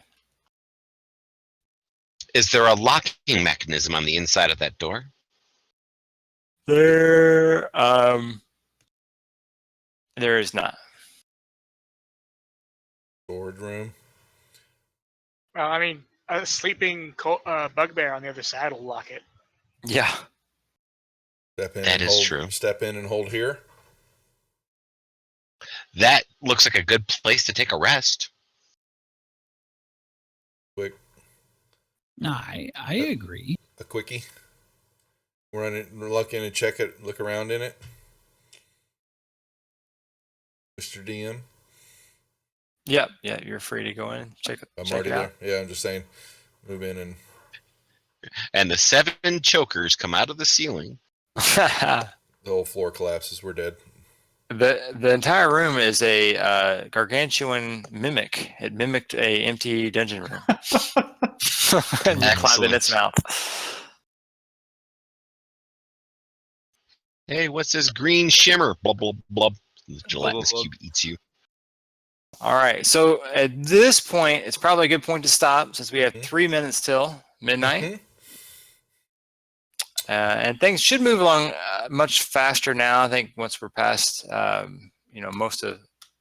most of the investigation and the adventure hook and all that kind of stuff. So I think we'll Good. Yeah. make pretty good headway in next session. Maybe 2 sessions. I think we could probably knock it out. Excellent. So for Thanks for the anyone game. watching, next week we'll resume. Yep. What is next week? Let me double check. I have one thing. Okay, yeah, I'm good. I'm good for 1, 2. Yeah, I should be good for a bit. Well, Awesome. thanks for DM and great job. Definitely. It was fun. You bet. Yes. Enjoyed it. I'm glad I could join up. Good deal. All righty, Good guys. job. Thanks everybody for watching the stream. And if you're not already following us, please follow us and check out everyone else's Twitch channels. There's a lot of games running on Fantasy Grounds on the other channels. If you guys want to throw out your channel names there. So we got Dave, you want to throw yours out? Sure. You can check out my Twitch channel at twitch.tv/thediginaldm. The Digital DM. And then we'll just kind of go along the top there. Just give a shout out to your channel. Schmo. The Schmo. Twitch.tv/FSH and twitch.tv/Rob2E. Yeah, that's true. Praetor's Rejects. I'll type that up and put that in chat instead of having to spell it for everybody. Great. Mine is twitch.tv /GeoQuester. Very good. Very good. I think CJ's the only one who does not stream. Yeah, CJ. I do not have one, no. Okay. All right. Well, that's good. That's everybody. So thanks again for watching, and we'll see you next week. Until then. Appreciate it. It's fun, guys. Yep, y'all have a Have good a night. good one. Great game. Thanks, everybody. Perfect. Do you have to do anything special to leave, or just is it a? I think Fancy Dave's Grounds, he gonna just stop the closes out. stream. Yeah. I'll just close out. Yeah. All right. And the